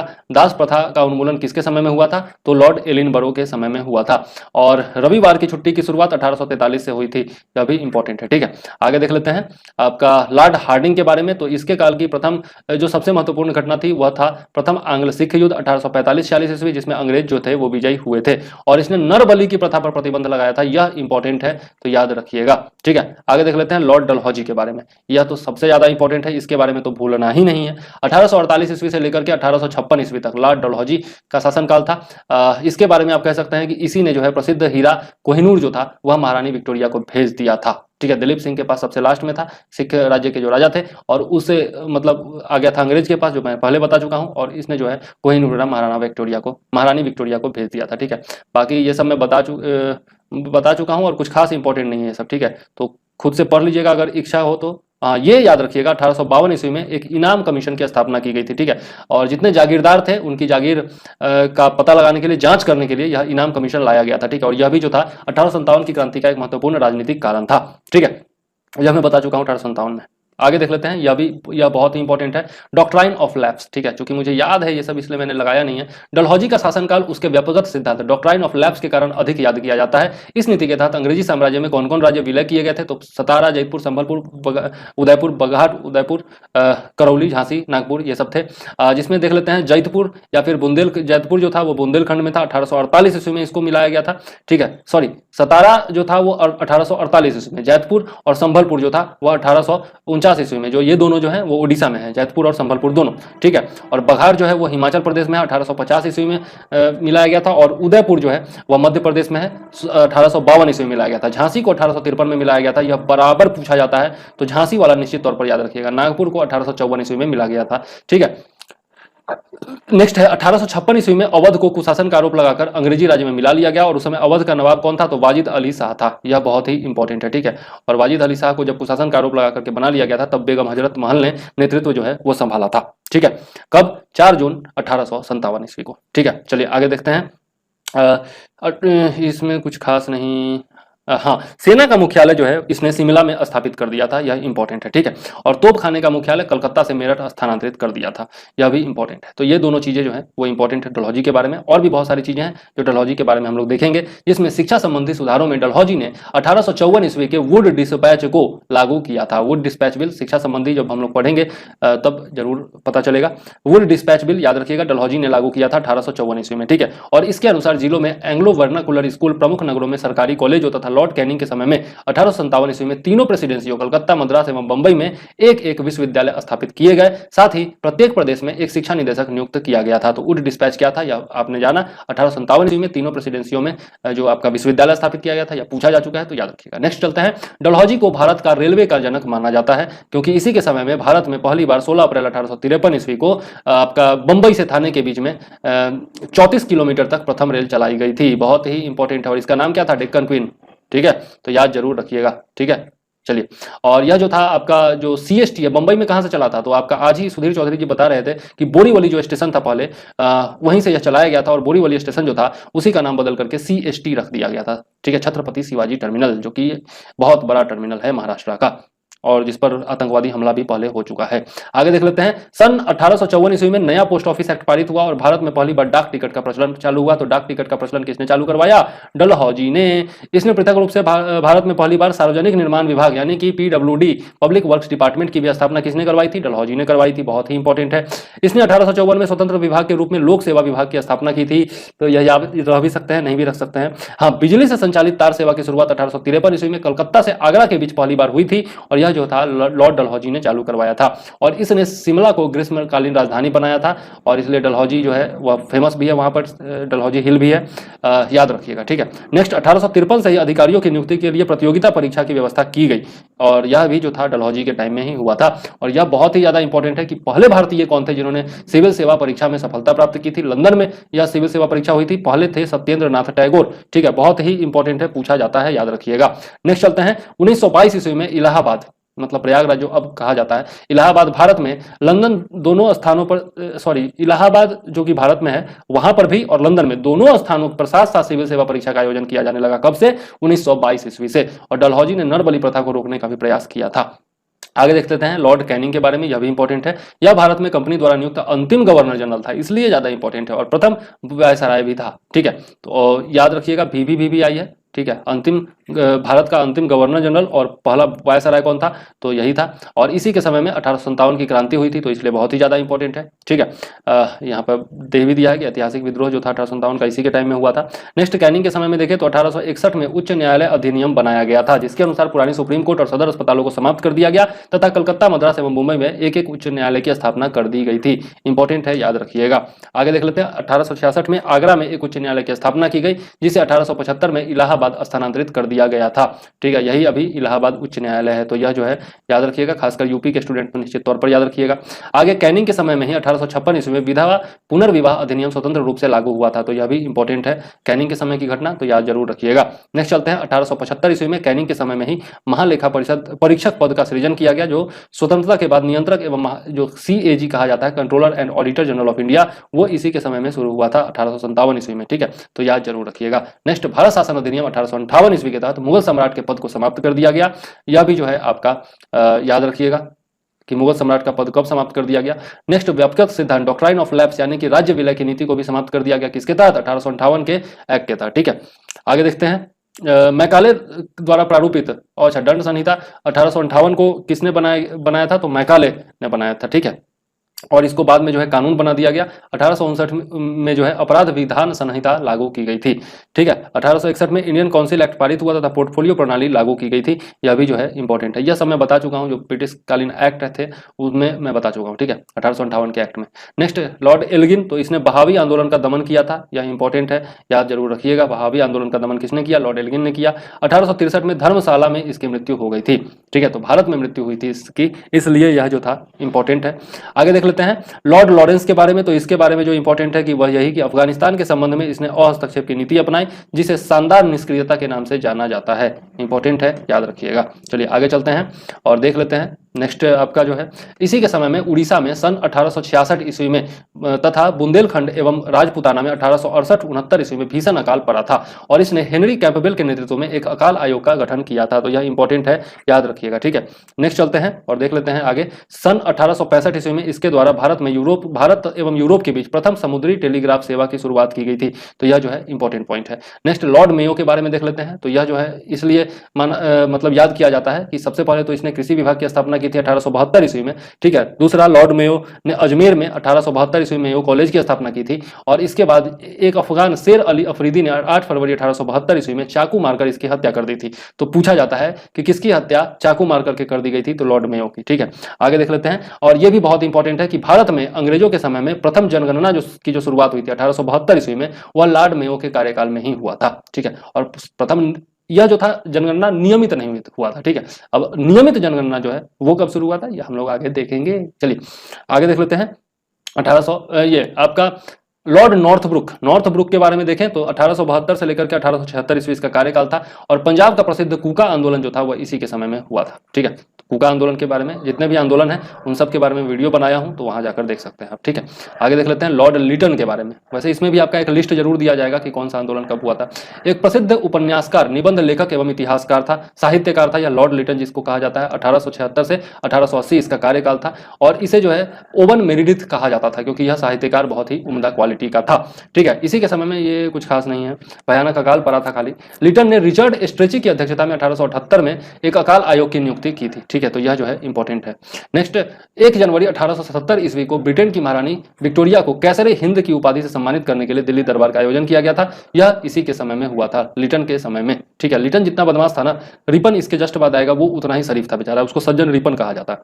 मार्च 1878 ईस्वी में लिटन ने भारतीय समाचार पत्र अधिनियम वर्नाकुलर प्रेस एक्ट पारित करके भारतीय समाचार पत्रों पर कठोर प्रतिबंध लगा दिए थे। ठीक है, और विशेषकर राष्ट्रवादी समाचार सोम प्रकाश को प्रतिबंधित करने के लिए यह किया गया था। ठीक है, तो बहुत ही इंपॉर्टेंट है, याद रखिएगा, वर्नाक्यूलर प्रेस एक्ट। ओके, 1878 ईस्वी में लिटन के समय में यह लागू हुआ था और रिपन ने इसको हटाया था। ठीक है, अब जो है आगे देख लेते हैं। अब इस एक्ट में क्या था, वर्नाकुलर प्रेस एक्ट में, कि कोई भी जो आपत्तिजनक चीज छपा तो उसका प्रेस ही बंद कर दिया जाएगा। ठीक है, कानूनी कार्रवाई उस पर की जाएगी, जेल में डाल दिया जाएगा, फांसी पर भी चढ़ा दिया जाता था। बड़ा ही कठोर कानून था ये। ठीक है, नेक्स्ट, पायनियर अखबार ने वर्नाकुलर प्रेस एक्ट का समर्थन किया था। ठीक है, तो एक ये गद्दार अखबार था, याद रखिएगा।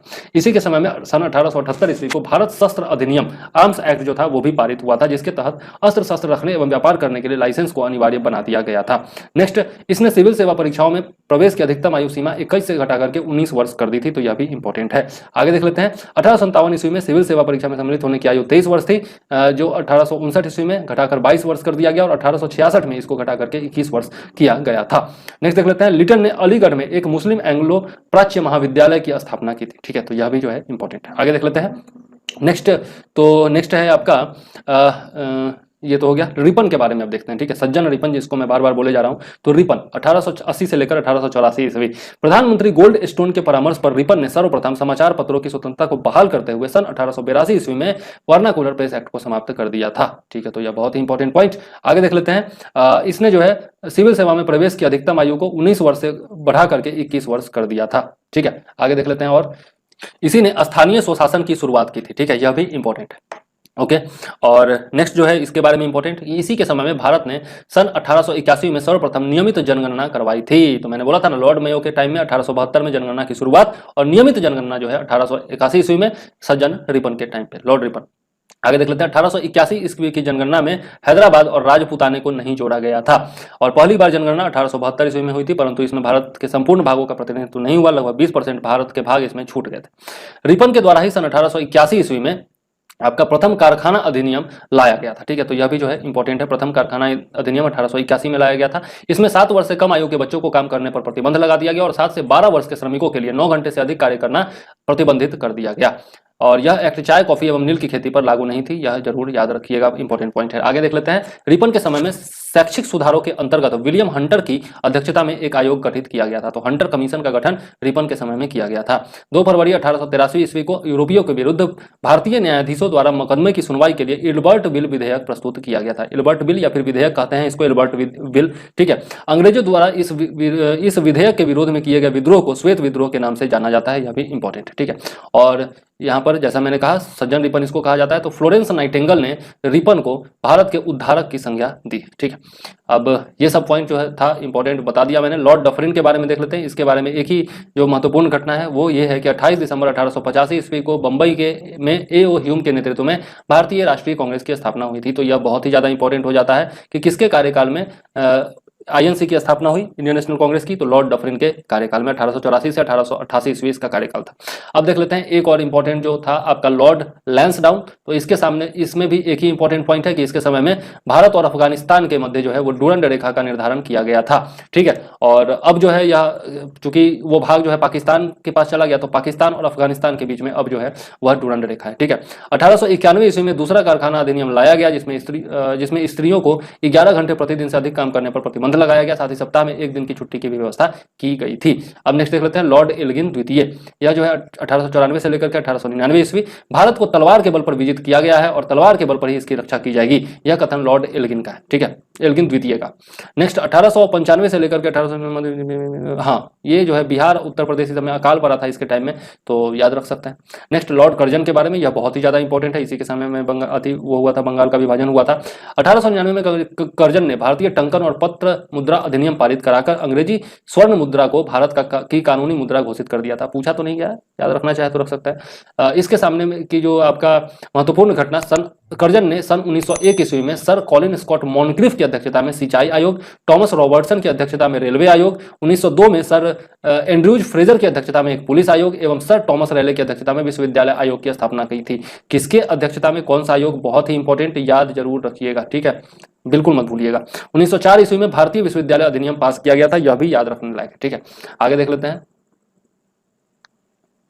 इसने सर एंटनी मैकडोनल्ड की अध्यक्षता में एक अकाल आयोग का गठन किया, ठीक है। अब आगे देख लेते हैं, यह कुछ खास इंपॉर्टेंट नहीं है। हाँ, ये भारतीय पुरातत्व विभाग की स्थापना जो है लॉर्ड कर्जन के समय में हुई थी, ठीक है, 1904 ईस्वी में, याद रखिएगा, ठीक है। 1904 ईस्वी में ही सहकारी उधार समिति अधिनियम बनाया गया, जिसके द्वारा सहकारी समितियों की स्थापना करके किसानों को उचित ब्याज पर रुपया देने की व्यवस्था की गई थी, ठीक है। इसने कृषि बैंक भी खुलवाए थे। 1901 ईस्वी में कृषि इंस्पेक्टर जनरल की नियुक्ति की, ये सब कुछ खास इंपॉर्टेंट नहीं है। आगे देख लेते हैं इसका, हाँ ये बहुत ही इंपॉर्टेंट पॉइंट है, खास करके बिहार के लोगों के लिए या फिर दिल्ली के लोगों के लिए, बहुत मतलब सब लोग याद रखिएगा। इसके समय में 1905 ईस्वी में पूसा में एक कृषि अनुसंधान संस्था खोली गई थी। ये आपका बिहार वाला पूसा नहीं है, दिल्ली वाला पूसा है, ठीक है। कर्जन के समय में ही पहली बार प्रत्येक प्रांत और केंद्र स्तर पर एक निदेशक के अधीन एक पृथक गुप्तचर विभाग की स्थापना की गई थी। तो गुप्तचर विभाग की स्थापना भी इसके राज्य में की गई थी, याद रखिएगा, ठीक है। नेक्स्ट जो है आपका इसी के कार्यकाल के दौरान जो है आपका कलकत्ता में विक्टोरिया मेमोरियल हॉल का निर्माण हुआ था, ठीक है, तो यह भी जो है इंपॉर्टेंट है। और इसने जो है किचनर परीक्षा को सैनिक परीक्षण में शामिल करके और सेना की युद्ध क्षमता को बढ़ाया था, ठीक है। तो किचनर परीक्षा यदि कभी पूछा जाए तो लॉर्ड कर्जन याद रखिएगा। कर्जन के भारत विरोधी कार्यों में सर्वाधिक महत्वपूर्ण क्या था, तो 1905 ईस्वी में बंगाल का विभाजन इसने किया था। 19 जुलाई 1905 एकदम डेट सहित याद रखिएगा, बंगाल के विभाजन के निर्णय की घोषणा शिमला में की गई थी और इसका प्रारूप प्रकाशित किया गया था। सितंबर 1905 ईस्वी में उसे सम्राट ने भी स्वीकृति दे दी और 16 अक्टूबर 1905 ईस्वी को इस बंगाल विभाजन की योजना को लागू किया गया। तो लागू कब किया गया, 16 अक्टूबर को, याद रखिएगा 1905 में, ठीक है। आगे देख लेते हैं। बंगाल को दो प्रांतों में बांट दिया गया, एक पूर्वी बंगाल एवं एक पूर्वी बंगाल और असम प्रांत तथा दूसरी जो है पश्चिमी बंगाल। पूर्वी बंगाल का मुख्यालय ढाका और lieutenant governor sir Andrew Fraser को बनाया गया। गवर्नर जनरल की कार्यकारिणी में सैनिक सदस्यों के अधिकारियों के प्रश्न पर कर्जन के प्रधानमंत्री सेनापति किचनर से मतभेद हो गया, जिसने भारत सचिव किचनर को पक्ष लिया। इससे असंतुष्ट होकर अगस्त 1905 ईस्वी में लॉर्ड कर्जन ने त्याग पत्र दे दिया था, ठीक है, तो याद रखिएगा। त्याग पत्र किसने दिया था, तो लॉर्ड कर्जन ने दिया था। नेक्स्ट लॉर्ड मिंटो द्वितीय के बारे में है। इसके समय में आगा खां एवं सलीमुल्लाह खां के द्वारा ढाका में 1906 ईस्वी में मुस्लिम लीग की स्थापना की गई। 1907 में कांग्रेस के सूरत अधिवेशन में कांग्रेस का विभाजन हो गया। इसके शासनकाल में 1907 ईस्वी में आंग्ल एवं रूसी प्रतिनिधि मंडलों के बीच में बैठक हुई थी। मुसलमानों के लिए अलग निर्वाचन व्यवस्था मार्ले मिंटो सुधार अधिनियम 1909 के द्वारा किया गया था। बहुत ही इंपॉर्टेंट पॉइंट, बहुत ही इंपॉर्टेंट पॉइंट, ठीक है। बाकी ये सब अब तो सारा पॉइंट इंपॉर्टेंट होने वाला है, लेकिन जो ज्यादा इंपॉर्टेंट होगा उसको मैं यहाँ पर ऐसे कर दूंगा, ठीक है। अब नेक्स्ट है लॉर्ड हार्डिंग द्वितीय के बारे में। तो ब्रिटेन के राजा जॉर्ज पंचम भारत आए थे। 12 दिसंबर 1911 ईस्वी में दिल्ली में एक भव्य दरबार का आयोजन किया गया था और इसी के समय में जो है बहुत सारी घोषणाएं की गई थी। यहाँ पर बंगाल विभाजन को रद्द करने की घोषणा की गई एवं भारत की राजधानी कलकत्ता से दिल्ली स्थानांतरित कर दी गई। तो 1911 में यह हुआ था, याद जरूर रखिएगा, ठीक है। उसके बाद 1912 में दिल्ली भारत की राजधानी बनी थी, ये भी याद रखने लायक है, ठीक है। उसके बाद 23 दिसंबर 1912 को लॉर्ड हार्डिंग पर दिल्ली में बम फेंका गया। इस कांड में भाई बाल मुकुंद को फांसी की सजा दी गई थी, इंपॉर्टेंट है। नेक्स्ट इसी के समय में 28 जुलाई 1914 को प्रथम विश्व युद्ध हुआ था। तो प्रथम विश्व युद्ध के समय में कौन था आपका वायसराय, ये याद रखिएगा, लॉर्ड हार्डिंग द्वितीय, ठीक है। और इसी के समय गणेश शंकर विद्यार्थी ने प्रताप का प्रकाशन किया था, ठीक है, याद रखिएगा। प्रताप का प्रकाशन और बॉम्बे क्रॉनिकल का प्रकाशन, दोनों का प्रकाशन किसने किया था, याद जरूर रखना है, ठीक है। बॉम्बे क्रॉनिकल फिरोज शाह मेहता और गणेश शंकर विद्यार्थी ने प्रताप का प्रकाशन किया था, ठीक है। आगे देख लेते हैं लॉर्ड चेम्सफोर्ड। तो कांग्रेस के लखनऊ अधिवेशन में कांग्रेस का एकीकरण हुआ एवं मुस्लिम लीग के साथ समझौता हुआ था 1916 में, ठीक है। तो इसका कालखंड जो है 1916 से लेकर के 1921 ईस्वी है लॉर्ड चेम्सफोर्ड का। नेक्स्ट देख लेते हैं 1916 ईस्वी में पूना में महिला विश्वविद्यालय की स्थापना की गई थी, याद है करिएगा, इंपॉर्टेंट है। इसके काल में 1917 में शिक्षा पर सैडलर आयोग का गठन, ये भी इंपॉर्टेंट है, सैडलर आयोग।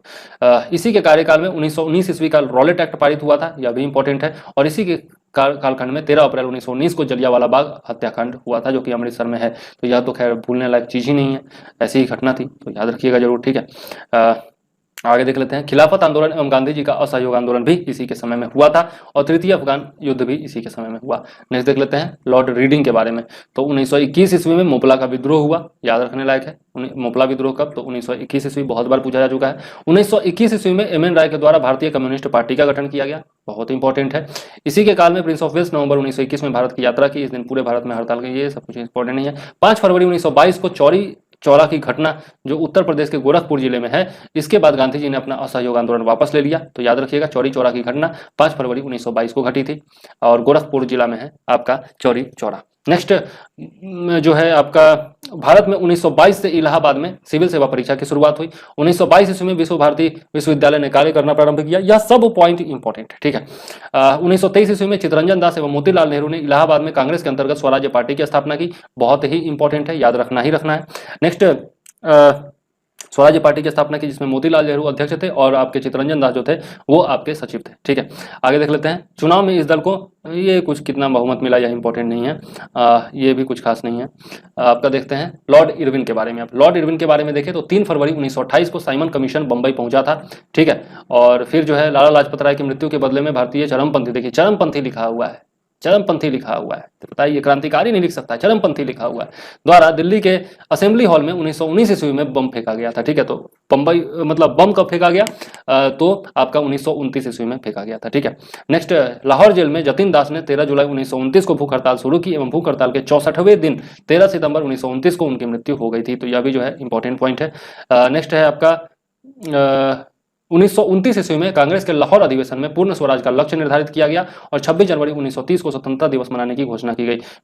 भी आई इसको कह सकते हो आप, ठीक है। कितनी बार पूछा गया है, कुछ नहीं कह सकते, मतलब कितनी बार पूछा गया है कोई कह ही नहीं सकता, मतलब बहुत बार पूछा गया है, कहने का ये मतलब है। नेक्स्ट, सविनय अवज्ञा आंदोलन के दौरान महात्मा गांधी को 5 मई 1930 को गिरफ्तार कर लिया गया। 25 जनवरी 1931 को वायसराय इरविन बिना कोई शर्त के उन्हें रिहा कर दिया। और यह बहुत ही इंपॉर्टेंट है, गोलमेज सम्मेलन 12 नवंबर 1930 ईस्वी में लंदन में प्रथम गोलमेज सम्मेलन हुआ। इस सम्मेलन में कांग्रेस ने भाग नहीं लिया, केवल द्वितीय गोलमेज सम्मेलन में भाग लिया था कांग्रेस ने, और गांधी जी उसके तरफ से गए थे। 4 मार्च 1931 को गांधी इरविन समझौते पर हस्ताक्षर किया गया, और साथ ही सविनय अवज्ञा आंदोलन स्थगित कर दिया गया, क्योंकि गांधी जी को लंदन जाना था गोलमेज सम्मेलन में। आगे देख लेते हैं लॉर्ड विलिंगटन के बारे में। लॉर्ड विलिंगटन के बारे में देखें तो इसके समय में लंदन में 7 सितंबर से 1 दिसंबर 1931 तक द्वितीय गोलमेज सम्मेलन का आयोजन हुआ। इस सम्मेलन में कांग्रेस ने भाग लिया, कांग्रेस का प्रतिनिधित्व गांधी जी ने किया। दूसरे गोलमेज सम्मेलन की असफलता के बाद गांधी जी ने 3 जनवरी 1932 को दोबारा सविनय अवज्ञा आंदोलन प्रारंभ कर दिया। 16 अगस्त 1932 में रैमजे मैकडोनाल्ड ने विवादास्पद सांप्रदायिक पंचायत की घोषणा की, यह बहुत ही इंपॉर्टेंट है, ठीक है। आगे देख लेते हैं। पूना समझौता कब हुआ? तो 24 सितंबर 1932 को हुआ, ठीक है। और यह किस लिए हुआ था, किसके किसके बीच में हुआ था? तो गांधी जी और अंबेडकर जी के बीच में हुआ था, ठीक है।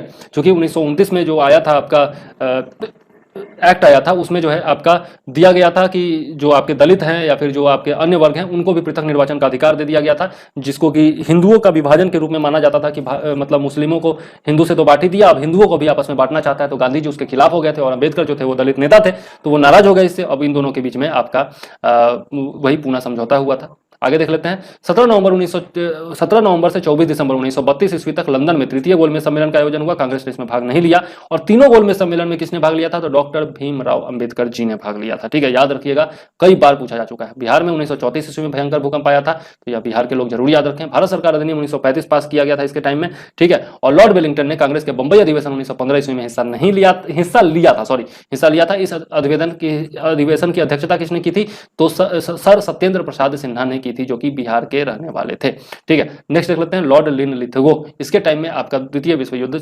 हुआ था, और पहली बार चुनाव कराए गए थे 8 प्रांतों में, ठीक है। इन सब के बारे में जो है हम लोग पढ़ चुके हैं, पॉलिटी में पढ़ेंगे, ठीक है, विशेष रूप से। तो ये सब कुछ खास इंपॉर्टेंट यहाँ पर। और यहाँ के बाद मेरा वीडियो जो है वो फ्रीज कर गया है, तो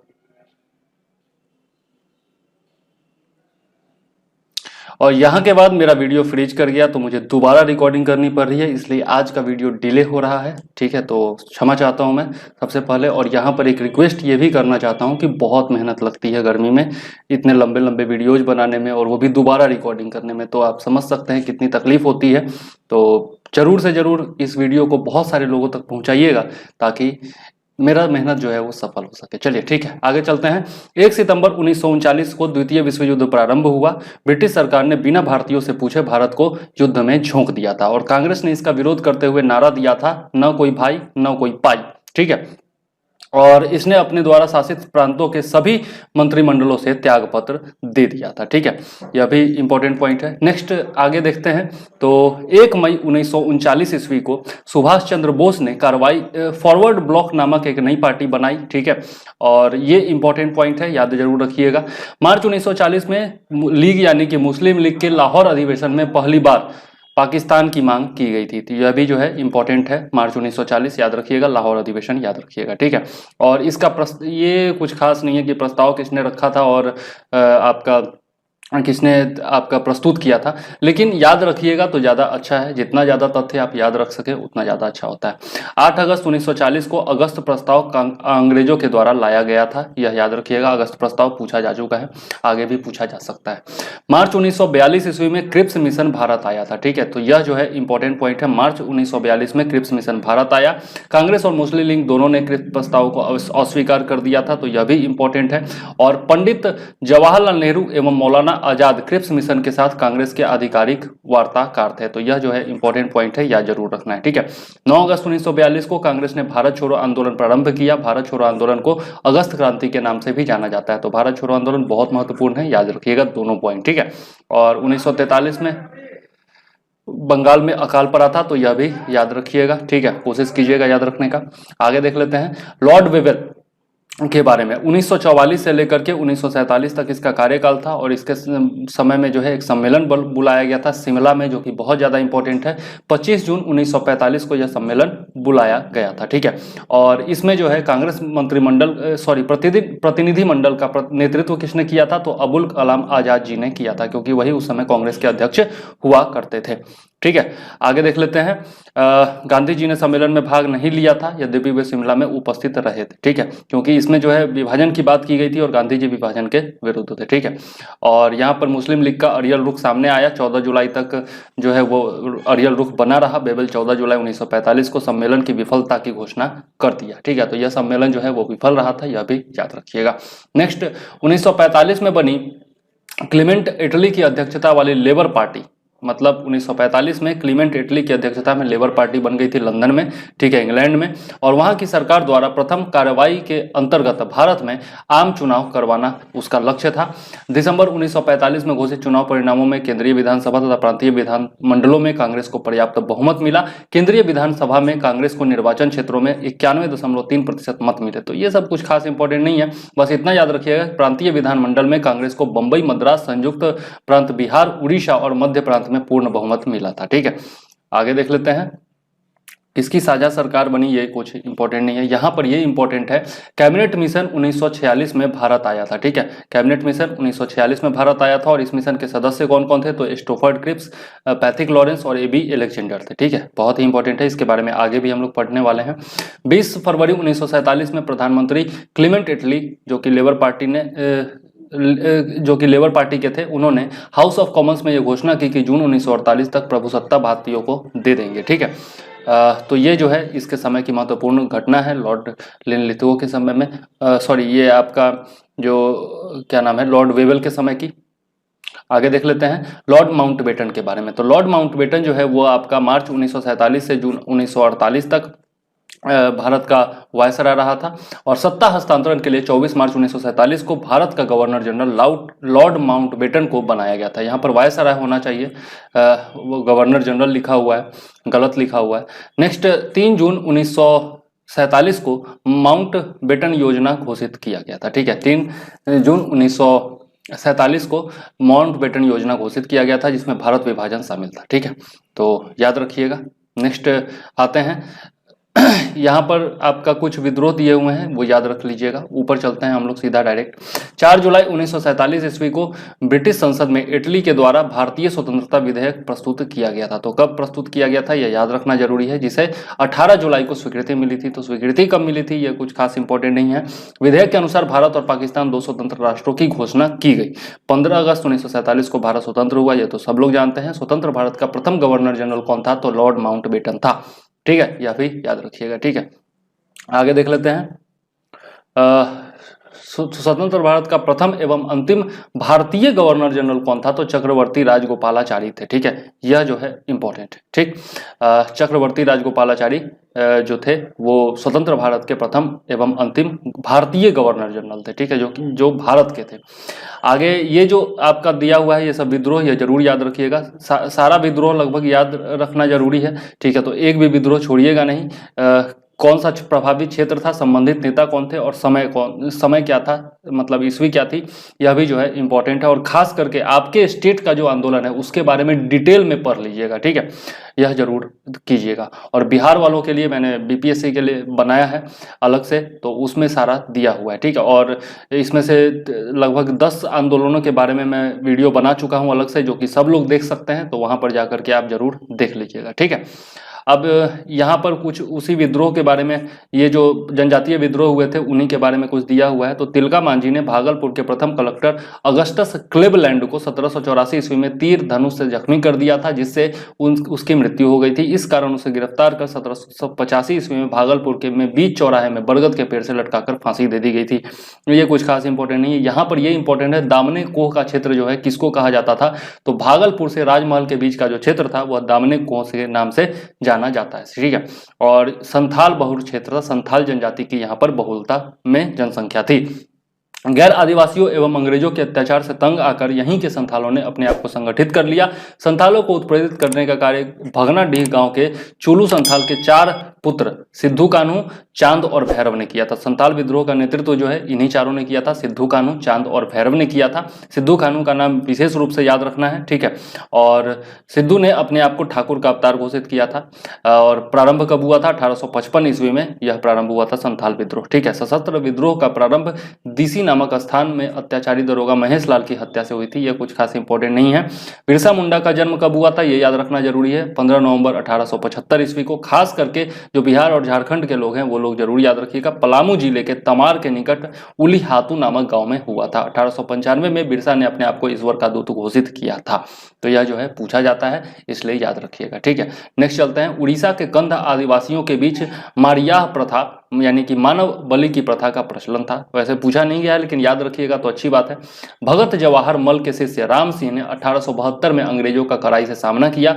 बाद में इन्हें कैद कर रंगून भेज दिया गया, जहां 1885 में इनकी मृत्यु हो गई। तो याद रख सकते हैं, वैसे कुछ खास इंपॉर्टेंट नहीं है। ठीक है, 1857 की महान क्रांति के बारे में देख लेते हैं। तो इसके बारे में बहुत बेहतरीन वीडियो मैंने बनाया है, पीटी के लिहाज से भी और मेंस के लिहाज से भी, तो वहां पर भी आप जरूर जाके देख लीजिएगा। यहाँ पर जो इंपॉर्टेंट है वो मैं बता देता हूँ। 1856 ईस्वी में अंग्रेजों ने पुरानी बंदूक ब्राउन बेस के स्थान पर नई इनफील्ड राइफल का प्रयोग करने का निर्णय लिया था। तो नई बंदूक का नाम इनफील्ड था और पुरानी का नाम ब्राउन बेस था, दोनों याद रखिएगा। ठीक है, अब इसमें क्या करना पड़ता था? चर्बी से जो है आपका जो कारतूस था उसको चर्बी से पहले काटना पड़ता था, उसके बाद हूड़ करके, और उसके बाद जो है आपका प्रयोग करना पड़ता था। और उसमें जो है आपका लगा दिया गया गाय एवं सुअर का चर्बी, और इसके कारण जो है धार्मिक विद्रोह जो है वो फैल गया सैनिकों में।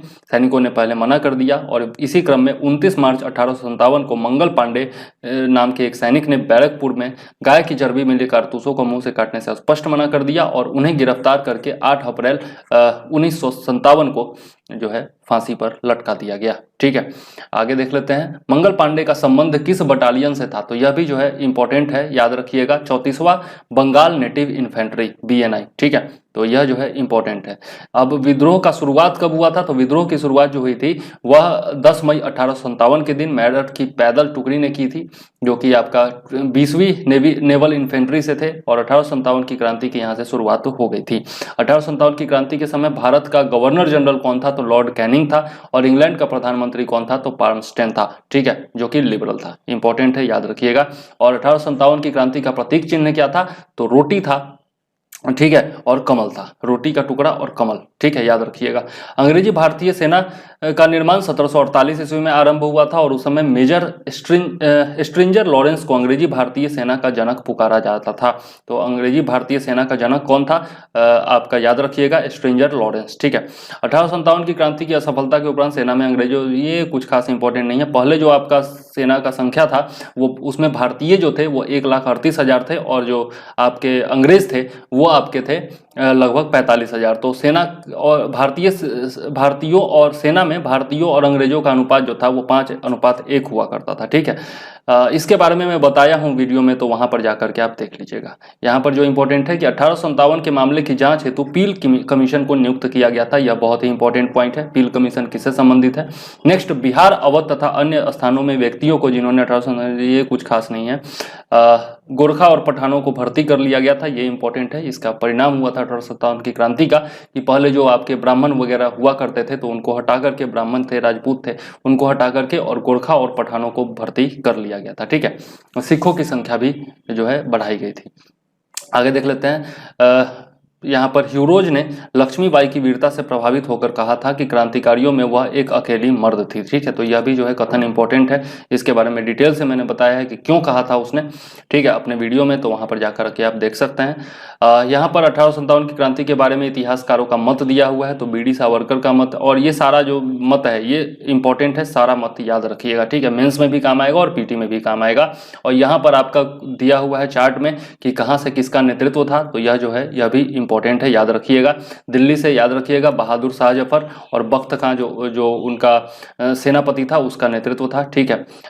विद्रोह की तिथि 11 और 12 मई, क्योंकि 10 मई को वहां से मेरठ से भाग करके और 11 मई को दिल्ली पहुंच गए थे और 12 मई को बहादुर शाह जफर को नेतृत्व सौंप दिया गया था। ठीक है। और इसको दबाया था निकलसन ने एवं हडसन ने, और 21 सितंबर 1857 ईस्वी को पूर्णतः दबा दिया गया था दिल्ली का आंदोलन।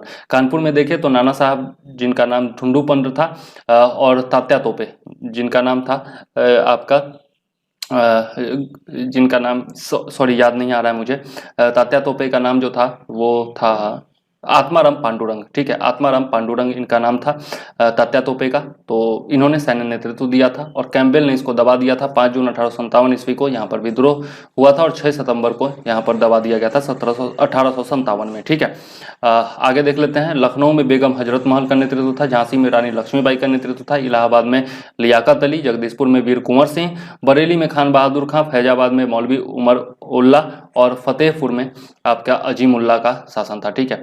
और यहाँ पर दे भी दिया है आपका तात्या तोपे का वास्तविक नाम जो है रामचंद्र पांडुरंग था। आत्माराम पांडुरंग जो था वो भी कुछ जगह देता है, लेकिन यहाँ पर रामचंद्र पांडुरंग दिया हुआ है। तो आप ये भी याद रख सकते हैं, और आत्माराम पांडुरंग यदि हो तो वो भी जो है सही होगा। ठीक है। 18 अप्रैल 1859 को शिवपुरी में अंग्रेजों के द्वारा इन्हें फांसी पर लटका दिया गया था। यह भी इंपॉर्टेंट तथ्य है, और बाकी ये सारा आप जो है याद कर लीजिएगा, बहुत ही इंपॉर्टेंट है। ठीक है। पूरा लिस्ट याद कर लीजिएगा। आगे देख लेते हैं। पहला अंग्रेज विरोधी संघर्ष जो है वो सन्यासियों के द्वारा शुरू किया गया था, और सन्यासी विद्रोह के बारे में यहाँ पर दिया हुआ है कि बंकिम चंद्र चटर्जी के उपन्यास आनंद मठ में सन्यासी विद्रोह का जिक्र किया गया है। 1887 में दादा भाई नौरोजी ने इंग्लैंड में भारतीय सुधार समिति की स्थापना की थी। यह भी इंपॉर्टेंट पॉइंट है। ठीक है। और 1857 के बाद ब्रिटिश सरकार का हुई, ये कुछ खास नहीं है। नौरोजी मतलब दादा भाई नौरोजी, दत्त और वाचा ने धन निष्कासन के सिद्धांत का प्रतिपादन किया था, और दादा भाई नौरोजी का नाम यहाँ पर धन निष्कासन के सिद्धांत में इंपॉर्टेंट है, याद रखिएगा। और इनकी पुस्तक का क्या नाम था? Poverty and un British rule in India. यह भी जो है इंपॉर्टेंट है। ठीक है। नेक्स्ट देख लेते हैं। ब्रिटिश हाउस ऑफ कॉमन्स का चुनाव लड़ने वाले सर्वप्रथम भारतीय कौन थे? तो दादा भाई नौरोजी थे, जिन्होंने लिबरल पार्टी के उम्मीदवार के रूप में फिंसवरी से 1892 में चुनाव जीता था। तो यह भी जो है इंपॉर्टेंट पॉइंट है, चूंकि मुझे याद था इसलिए मैंने टिकने लगाया हुआ है, लेकिन आप जरूर याद रखिएगा। ठीक है। 20 जुलाई 1905 ईस्वी को बंगाल विभाजन के निर्णय की घोषणा की गई। ठीक है। और 1905 में बंगाल विभाजन हो गया था। कब? 7 अगस्त 1905 को कलकत्ता के टाउन हॉल में स्वदेशी आंदोलन की घोषणा की गई, और बंगाल विभाजन 16 अक्टूबर 1905 को प्रभावी हुआ। इसी दिन पूरे बंगाल में शोक दिवस मनाया गया था। स्वदेशी आंदोलन में वंदे मातरम और विभाजन नहीं चाहिए तथा बंगाल एक है आदि के नारे लगाए गए थे। तो यह जो है सारा पॉइंट इंपॉर्टेंट है, इसमें याद जरूर रखिएगा। नेक्स्ट पॉइंट में चलते हैं हम लोग। देख लेते हैं। ये सब मैंने बता दिया है, तो आगे चलते हैं। यहाँ पर स्वदेशी आंदोलन का विचार सर्वप्रथम किसके मन में आया था? तो कृष्ण कुमार मित्र के पत्र संजीवनी में 1905 ईस्वी में प्रस्तुत किया गया था। ठीक है, यह इंपॉर्टेंट है, याद रखिएगा। स्वदेशी आंदोलन का विचार जो है सर्वप्रथम कहाँ प्रस्तुत किया गया था। नेक्स्ट है 1906 ईस्वी में कलकत्ता में कांग्रेस के अधिवेशन की अध्यक्षता करते हुए दादा भाई नौरोजी ने पहली बार स्वराज्य की मांग प्रस्तुत की थी। ठीक है, यह भी इंपॉर्टेंट है। नेक्स्ट आपका स्वदेशी आंदोलन चलाने के तरीकों के लेकर के ही कांग्रेस जो है 1907 में गरम दल और नरम दल में बट गया था। और इस सम्मेलन की अध्यक्षता किसने की थी? तो रास बिहारी बोस ने की थी। तो यह जो है इंपॉर्टेंट पॉइंट है, यह जरूर रखिएगा। ठीक है, 1907 में कांग्रेस का विभाजन। स्वदेशी आंदोलन के अवसर पर ही रविन्द्रनाथ ठाकुर ने अपना प्रसिद्ध गीत आमार सुमार बंगला लिखा था, जो कि बाद में बांग्लादेश का प्रसिद्ध राष्ट्रीय गीत बना। तो यह भी जो है इंपॉर्टेंट पॉइंट है। ठीक है, आगे देख लेते हैं। बाल गंगाधर तिलक पहले कांग्रेसी नेता थे जिन्होंने देश के लिए कई बार जेल की यात्रा की। 1800 जेल यात्रा क्या, या मतलब जेल भेजा गया उनको। 1897 में राजद्रोह के आरोप में 18 माह की कारावास हुई। फिर 1908 में राजद्रोह के आरोप में 6 वर्ष की कारावास हुई। और 1908, ये सबसे ज्यादा इंपॉर्टेंट है, 1908 से 1914 तक वर्मा के मांडले जेल में 6 वर्ष उन्होंने काटे थे। और इसी दौरान उन्होंने गीता रहस्य लिखा था और भी बहुत सारी किताबें लिखी थी।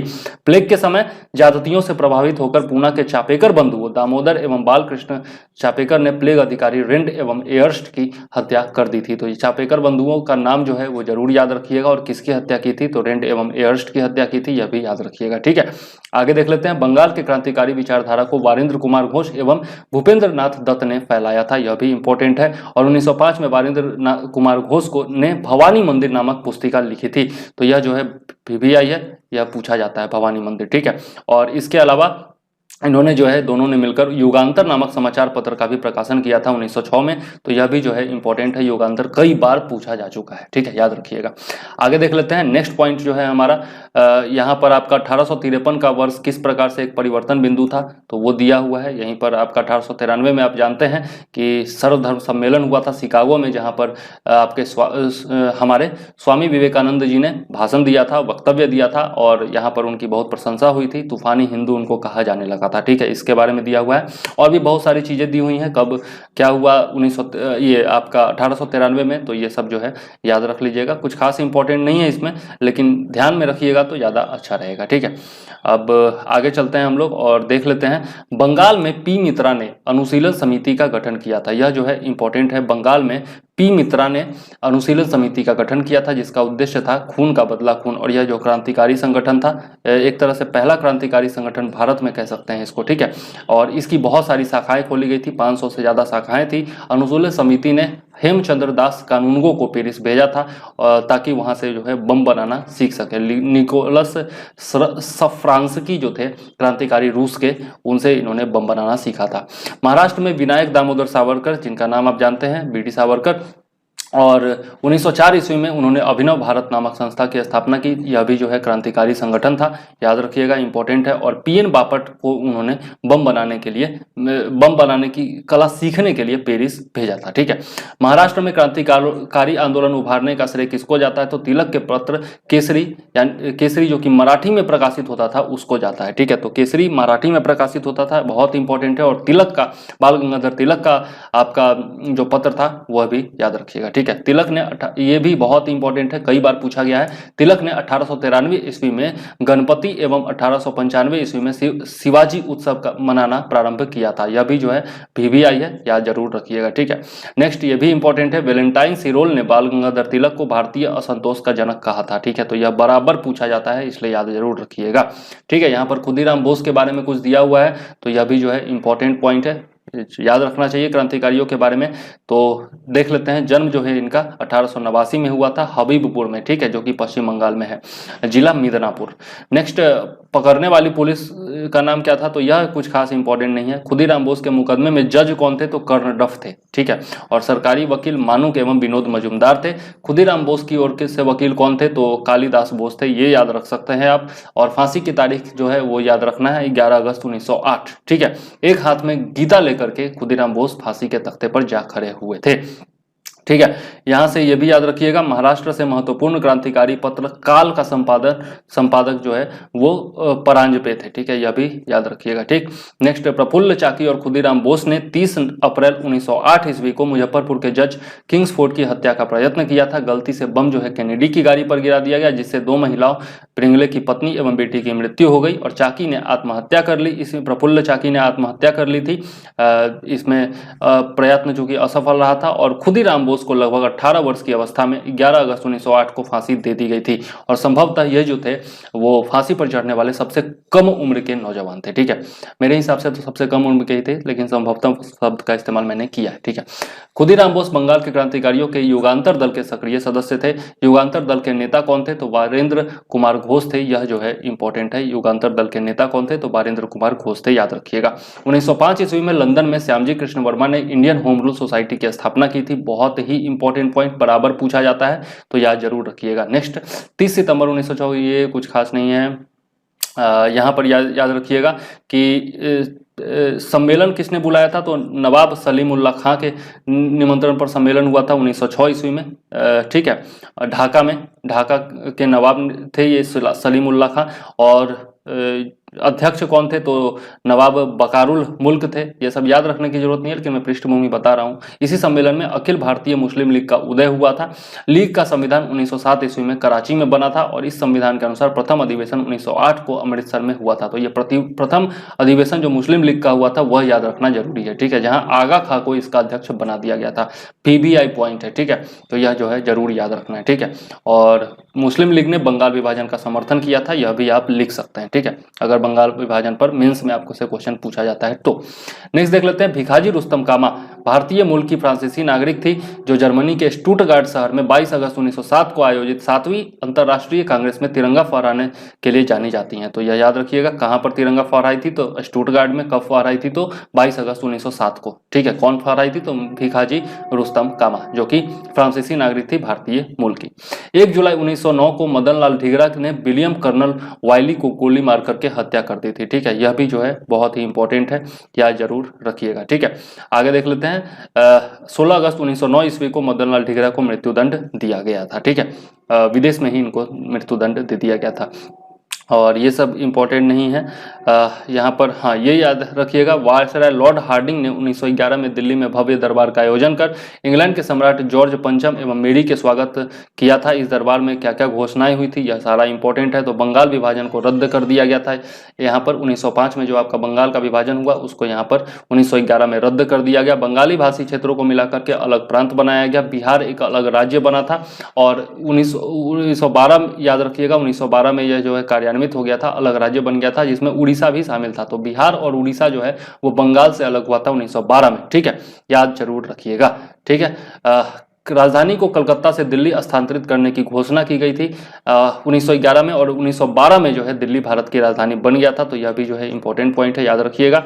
नेक्स्ट देख लेते हैं, यहाँ पर कुछ खास इंपॉर्टेंट नहीं है, नीचे जो है वो इंपॉर्टेंट है। तो यहाँ पर 1 नवंबर 1913 में अनेक भारतीयों ने लाला हरदयाल के नेतृत्व में जो है सैन फ्रांसिस्को अमेरिका में गदर पार्टी की स्थापना की। बहुत ज़्यादा इंपॉर्टेंट है। सोहन सिंह भाखना इसके प्रथम अध्यक्ष, लाला हरदयाल इसके प्रथम मंत्री और काशीराम कोषाध्यक्ष चुने गए थे। ठीक है, तो बहुत ही ज़्यादा इंपॉर्टेंट है, याद रखिएगा। ठीक है, आगे देख लेते हैं। और इनका जो है एक मुख्य पत्र छपता था जिस पर पहले पृष्ठ पर हमेशा लिखा होता था अंग्रेजी राज का कच्चा चिट्ठा। ठीक है, और यह जो है उर्दू में प्रकाशित हुआ था गदर अखबार। ठीक है, इनका जो मुख्य पत्र था उसका नाम था गदर और अखबार का पहला अंक जो है 1913 में प्रकाशित हुआ था। ठीक है, तो गदर जो है क्रांतिकारी पत्रिका थी, याद रखिएगा। और इसमें जो है अंग्रेजी राज का कच्चा चिट्ठा सबसे पहले पेज पर छपा करता था। यह भी जो है इंपॉर्टेंट है, कामागाटामारू की घटना, जो कि जापानी जहाज था और इसको बाबा गुरुदत्त सिंह ने किराए पर लिया था। और इसमें जो है इसकी जो घटना थी उसमें ये लोग जाते हैं, लंदन की तरफ जा रहे होते हैं, लेकिन लंदन या पेरिस जा रहे होते हैं, वहाँ पर इनको रोक लिया जाता है। अंग्रेजों पेरिस जा रहे होते हैं और अंग्रेजों के कहने पर उनको वहाँ पर रोक लिया जाता है, इनको वापस लौटना पड़ता है। और फिर जो है जब ये बजबज नामक बंदरगाह पर पहुंचे थे तो वहाँ पर तलाशी हुई, संघर्ष हुआ और 18 18 यात्री मार दिए गए, लगभग 25 यात्री घायल हुए थे। तो यह कामागाटामारू की जो घटना है, बाबा गुरुदत्त सिंह ने किराए पर लिया था इस जहाज को, याद रखिएगा। और जापानी जहाज था, यह भी याद रखिएगा। 1915 में अंग्रेज सरकार ने कैसरे हिंद की उपाधि से महात्मा गांधी को अलंकृत किया था, यह भी इंपॉर्टेंट है। और कांग्रेस के लखनऊ अधिवेशन 1916 में कांग्रेस के दोनों दलों में एकता हो गई थी। तो कांग्रेस का विभाजन जो 1907 में हुआ था, 1916 में ये दोनों दल जो है वो एक हो गए। और इसी अधिवेशन में मुस्लिम लीग ने भी कांग्रेस के साथ मिलकर संयुक्त समिति की स्थापना की थी। बाल गंगाधर तिलक ने स्वशासन प्राप्ति हेतु 28 अप्रैल 1916 को पूना में होम रूल लीग की स्थापना की थी। तो बाल गंगाधर तिलक ने पूना में की थी होम रूल लीग की स्थापना, याद रखिएगा। और एनी बेसेंट ने सितंबर 1916 में मद्रास में होम रूल लीग की स्थापना की थी। और जॉर्ज उरुंडेल को लीग का सचिव बनाया गया था। यह तीनों पॉइंट जो है वो इंपॉर्टेंट है, याद रखिएगा। नेक्स्ट देख लेते हैं, गांधी जी ने जो है प्रथम विश्व युद्ध में लोगों को सेना में भर्ती होने के लिए प्रोत्साहित किया था, इसलिए उनको जो है भर्ती कराने वाला सार्जेंट कहा जाता है। किसको? महात्मा गांधी को कहा जाता है, याद रखिएगा। 1916 में गांधी जी ने अहमदाबाद के करीब साबरमती आश्रम की स्थापना की थी। तो साबरमती आश्रम की स्थापना बहुत ही इंपॉर्टेंट आपका 1916 ईस्वी, ठीक है, याद रखिएगा। उसके बाद बिहार के किसान नेता राजकुमार शुक्ल ने गांधी जी को चंपारण आने को प्रेरित किया था। यह तो बराबर पूछा जाता है बीपीएससी में, और बिहार के हर एग्जाम में, अन्य एग्जाम्स में भी पूछा जाता होगा, तो याद रखिएगा। और यहाँ पर जो है ये याद रखिएगा, ये सब कुछ खास इंपॉर्टेंट नहीं है। तो चंपारण का अकेला मर्द इनको कहा जाता था।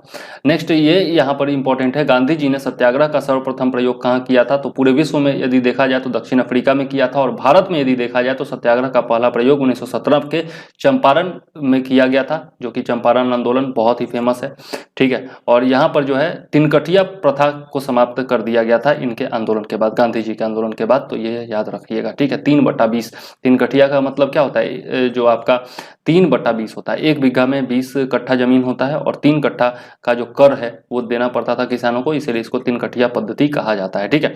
आगे देख लेते हैं, 1918 में महात्मा गांधी ने अहमदाबाद टेक्सटाइल लेबर एसोसिएशन की स्थापना की थी, और उस समय की सबसे बड़ी ट्रेड यूनियन ये थी। और यहाँ पर इन्होंने ट्रस्टशिप का सिद्धांत दिया था। इन्होंने बताया था कि पूंजीपति मजदूरों के हितों की रक्षा करने वाले ट्रस्टी होते हैं, ठीक है, इंपॉर्टेंट है, याद जरूर रखिएगा, ठीक है। आगे देख लेते हैं, 31 अक्टूबर 1920 को एमएन जोशी ने all India trade union Congress की स्थापना की थी, AITUC इसको कहा जाता है, इंपॉर्टेंट है। इसके प्रथम अध्यक्ष लाला लाजपत राय थे, यह भी याद रखिएगा, ठीक है।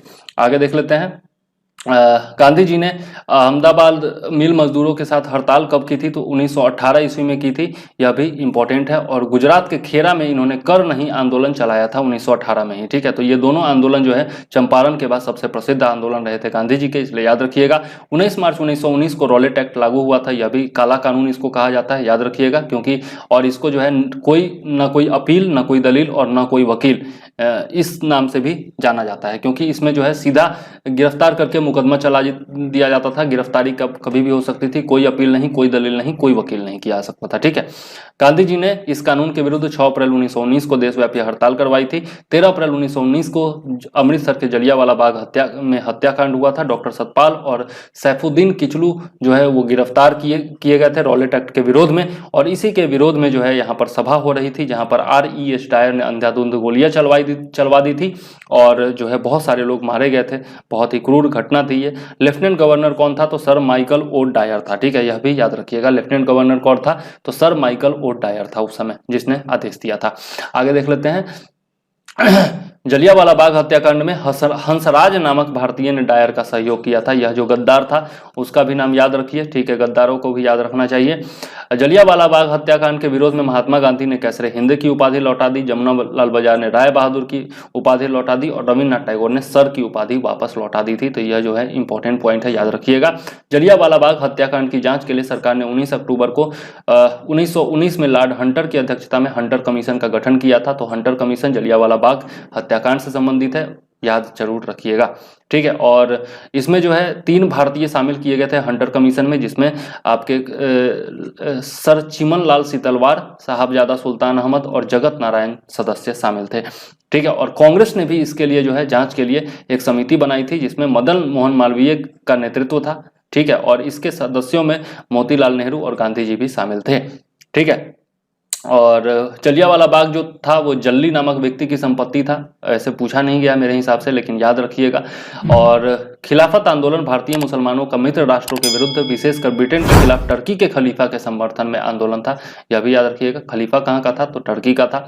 19 अक्टूबर 1919 को समूचे देश में खिलाफत दिवस मनाया गया था, तो खिलाफत दिवस का डेट याद रखिएगा 19 अक्टूबर 1919, कम से कम वर्ष तो जरूर याद रखिएगा। और संयुक्त कॉन्फ्रेंस हुआ था जिसकी महात्मा गांधी ने अध्यक्षता की थी। कब हुआ था कॉन्फ्रेंस? तो 23 नवंबर 1919 को हुआ था, जिसमें हिंदू मुसलमान दोनों ने भाग लिया था। और रॉलेट एक्ट, जलियांवाला बाग हत्याकांड और खिलाफत आंदोलन के उत्तर में गांधी जी ने 1 अगस्त 1920 को असहयोग आंदोलन प्रारंभ किया। असहयोग आंदोलन की पुष्टि भारतीय राष्ट्रीय कांग्रेस ने दिसंबर 1920 में नागपुर अधिवेशन में किया था। भी आई पॉइंट है, याद जरूर रखिएगा। ठीक है, चलिए आगे देख लेते हैं। नेक्स्ट पॉइंट जो है हमारा वो है कि मोहम्मद अली को सर्वप्रथम असहयोग आंदोलन में गिरफ्तार किया गया था। ठीक है, तो सबसे पहले गिरफ्तार होने वाले कौन थे? तो मोहम्मद अली थे। ठीक है, असहयोग आंदोलन के दौरान मोहम्मद अली जिन्ना, एनी बेसेंट तथा बिपिन चंद्रपाल कांग्रेस के असहयोग आंदोलन से सहमत नहीं थे, अतः उन्होंने कांग्रेस छोड़ दिया था। 5 फरवरी 1922 ईस्वी को गोरखपुर जिले के चौरी चौरा नामक स्थान पर असहयोग आंदोलनकारियों ने क्रोध में आकर के थाने में आग लगा दी और इस कारण से असहयोग आंदोलन गांधी जी ने स्थगित कर दिया था। तो चौरी चौरा की घटना 1922 में हुई थी, याद रखिएगा। और इसी समय जो है आपका 11 फरवरी 1922 को असहयोग आंदोलन स्थगित कर दिया गया था। ठीक है, चंद्रशेखर आजाद जी के बारे में यहाँ पर कुछ दिया हुआ है, इंपॉर्टेंट पॉइंट है, याद रखिएगा। चंद्रशेखर सीताराम तिवारी इनका जो था पूरा नाम था। जन्म जो है भावरा में हुआ था, भभुआ जिला में। ठीक है, जो कि वर्तमान में जिला अलीराजपुर मध्य प्रदेश में है। ठीक है, जन्मतिथि 23 जुलाई 1906, बहुत इंपॉर्टेंट, याद रखिएगा। पिता का नाम पंडित सीताराम तिवारी, माता का नाम जगरानी देवी, और अल्फ्रेड पार्क इलाहाबाद में ये शहीद हुए थे। कैसे शहीद हुए थे ये आप लोगों ने देखा होगा बहुत सारी मूवीज में। शहीद की तिथि 27 फरवरी 1931 थी। और संबंध किस किस संगठन से संबंधित थे? तो नौजवान सभा, कृति किसान party, Hindustan socialist Republican association से संबंधित थे। ठीक है, याद रखिएगा। आगे देख लेते हैं। तो आगे जो इंपॉर्टेंट पॉइंट है वो ये है कि मेवाड़ भील आंदोलन का नेता कौन था? तो मोतीलाल तेजावत था। ठीक है, याद रखिएगा। ठीक, नेक्स्ट 1923 ईस्वी में इलाहाबाद में चित्तरंजन दास एवं मोतीलाल नेहरू ने कांग्रेस के अंतर्गत स्वराज पार्टी की स्थापना की थी। भी आई है, बहुत बार पूछा जा चुका है, याद रखिएगा। जो आपके मोतीलाल नेहरू थे वो अध्यक्ष थे और चित्तरंजन दास जो थे वो सचिव थे। ठीक है, महात्मा गांधी सिर्फ एक बार कांग्रेस के बेलगांव अधिवेशन में अध्यक्ष चुने गए थे 1924 में, तो यह भी जो है बराबर पूछा जाता है, सिर्फ एक बार चुने गए थे, तो इसलिए बहुत ज्यादा इंपॉर्टेंट है। सचिंद्र नाथ सान्याल ने 1924 में कानपुर में हिंदुस्तान रिपब्लिकन एसोसिएशन की स्थापना की थी, बहुत ही इंपॉर्टेंट पॉइंट। भगत सिंह ने 1928 में दिल्ली में स्थित फिरोज शाह कोटला में हिंदुस्तान सोशलिस्ट रिपब्लिकन एसोसिएशन की स्थापना की थी। तो हिंदुस्तान रिपब्लिकन एसोसिएशन की स्थापना सचिंद्र नाथ सान्याल ने की थी और भगत सिंह ने इसमें जो है सोशलिस्ट वर्ड यानी कि समाजवादी वर्ड जो है वो जोड़ दिया था। ठीक है, आगे देख लेते हैं। 9 अगस्त 1925 ईस्वी को 10 व्यक्तियों ने सहारनपुर से लखनऊ की ओर जा रही 8 डाउन ट्रेन से रेल विभाग का खजाना काकोरी नामक स्थान पर लूट लिया था। इसको काकोरी षड्यंत्र केस कहा जाता है, काकोरी कांड कहा जाता है, जिसमें राम प्रसाद बिस्मिल का विचार था यह खजाना लूटने का। और इसमें राम प्रसाद बिस्मिल, राजेंद्र लाहड़ी, रोशन सिंह और अशफाक उल्ला खां, ये चारों का नाम याद रखिएगा। चारों को फांसी दे दिया गया था। 1927 में फांसी दिया गया था इन सब लोगों को। ठीक है, और सचिंद्र नाथ सान्याल को आजीवन कारावास की सजा मिली थी, यह भी याद रखिएगा। मनमथ नाथ गुप्त को 14 वर्ष की कैद इसी कांड में हुई थी। और राम प्रसाद बिस्मिल यह कहते हुए कि मैं राज्य के पतन की इच्छा करता हूं, राज्य मतलब अंग्रेजी राज्य, और फांसी पर लटक गए थे। और यहाँ पर कहा जाता है कि अशफाक उल्ला खां और जो आपके राम प्रसाद बिस्मिल थे बहुत ही घनिष्ठ मित्र थे, और जब ये फांसी पर लटकाने जा रहे थे तो अशफाक उल्ला खां के हाथ में गीता थी और राम प्रसाद बिस्मिल जो के हाथ में कुरान था। ठीक है, आगे देख लेते हैं। संभवतः अशफाक उल्ला खां पहले भारतीय क्रांति मुसलमान थे जो देश की स्वतंत्रता के लिए फांसी के तख्ते पर लटक गए थे, तो यह भी जो है इंपॉर्टेंट पॉइंट है। नेक्स्ट, साइमन कमीशन 3 फरवरी 1928 ईस्वी को भारत आया था। इसे व्हाइट मैन कमीशन भी कहा जाता है क्योंकि कोई भी भारतीय इसमें नियुक्त नहीं किया गया था और इसी कारण शामिल नहीं किया गया था, नियुक्त क्या शामिल नहीं किया गया था, और इसी कारण से जो है आपका लाला लाजपत राय ने इसका घोर विरोध किया और लाला लाजपत राय की हत्या कर दी गई लाठी से मार मार के 30 अक्टूबर 1928 ईस्वी को। और इसी का बदला लेने के लिए जो है भगत सिंह के नेतृत्व में पंजाब के क्रांतिकारियों ने 17 दिसंबर 1908 ईस्वी को लाहौर के तत्कालीन सहायक पुलिस कमांडर सैंडर्स की गोली मारकर हत्या कर दी थी, तो याद रखिएगा। साइमन कमीशन का बहिष्कार न करने वाले कौन कौन से दो दल थे? तो जस्टिस पार्टी और पंजाब यूनियनिस्ट पार्टी। ठीक है, तो गद्दारों का भी नाम याद रखना जरूरी है। ठीक है, नेक्स्ट देख लेते हैं। पब्लिक सेफ्टी बिल के पास होने के विरोध में 8 अप्रैल 1929 ईस्वी को बटुकेश्वर दत्त एवं भगत सिंह ने दिल्ली में सेंट्रल लेजिस्लेटिव असेंबली में खाली बेंचों पर बम फेंका था। यह भी जो है कब फेंका था, यह बहुत ही इंपॉर्टेंट है, और उनका मकसद किसी का जान लेना नहीं था। भगत सिंह एवं बटुकेश्वर दत्त को बम फेंकने के समय असेंबली के अध्यक्ष विट्ठल भाई पटेल जो थे वो सदारत कर रहे थे। यह भी इंपॉर्टेंट पॉइंट है, याद रखिएगा। कांग्रेस के 1929 के लाहौर अधिवेशन और बिल कौन कौन से पास किए जा रहे थे? तो ट्रेड डिस्प्यूट बिल जो है वो पास किया जा रहा था, और एक और बिल था जो कि मुझे ध्यान में नहीं आ रहा है। ठीक है, कांग्रेस के 1929 के लाहौर अधिवेशन में पूर्ण स्वराज का अपना लक्ष्य घोषित किया गया था, और ये जो क्रांतिकारियों का दबाव था यह काम आया था। यहाँ पर जवाहरलाल नेहरू इसकी अध्यक्षता कर रहे थे, और 31 दिसंबर 1929 को रात के 12 बजे जवाहरलाल नेहरू ने रावी नदी के तट पर नवगृहित तिरंगा झंडा फहराया था। और इसी अधिवेशन में 26 जनवरी 1930 को प्रथम स्वाधीनता दिवस के रूप में मनाने का निश्चय लिया गया था, और उसके बाद 26 जनवरी को प्रत्येक वर्ष स्वतंत्रता दिवस के रूप में मनाया जाने लगा, और यही कारण है कि हमारा संविधान 26 जनवरी को लागू किया गया था। ठीक है, 12 मार्च 1930 ईस्वी को गांधी जी ने अपने 79 समर्थकों के साथ, यहाँ पर एक एक वर्ड पर ध्यान दीजिएगा, 79 समर्थकों के साथ, ठीक है, 322 किलोमीटर की यात्रा की थी। कहां से कहां तक के लिए? तो साबरमती आश्रम से लेकर के दांडी तक के लिए यात्रा शुरू किया था। ठीक है, और इसमें इन्होंने नमक कानून को तोड़ा था। सविनय अवज्ञा आंदोलन की शुरुआत यहीं से हुई थी। ठीक है, 6 अप्रैल 1930 को दांडी पहुंच गए थे गांधी जी। ठीक है, और यह कितने दिनों की यात्रा थी? तो 24 दिनों के बाद। यह भी बीपीएससी में पूछा जा चुका है, तो याद रखिएगा। सुभाष चंद्र बोस ने गांधी जी के नमक सत्याग्रह की तुलना नेपोलियन के एल्बा से पेरिस की यात्रा के साथ की थी। 4 मार्च 1931 को गांधी इरविन पैक्ट हुआ था, और इसके बाद गांधी जी ने सविनय अवज्ञा आंदोलन स्थगित कर दिया था। ठीक है, क्योंकि उनको द्वितीय गोलमेज सम्मेलन में भाग लेने जाना था 1931 में। ठीक है, और कांग्रेस ने यहाँ पे ये भी इंपॉर्टेंट है कि दूसरा गोलमेज सम्मेलन ही था जिसमें कांग्रेस ने भाग लिया था, प्रथम और तृतीय में भाग नहीं लिया था। जबकि तीनों में किसने भाग लिया था? तो डॉक्टर भीमराव अंबेडकर ने तीनों सम्मेलनों में भाग लिया था।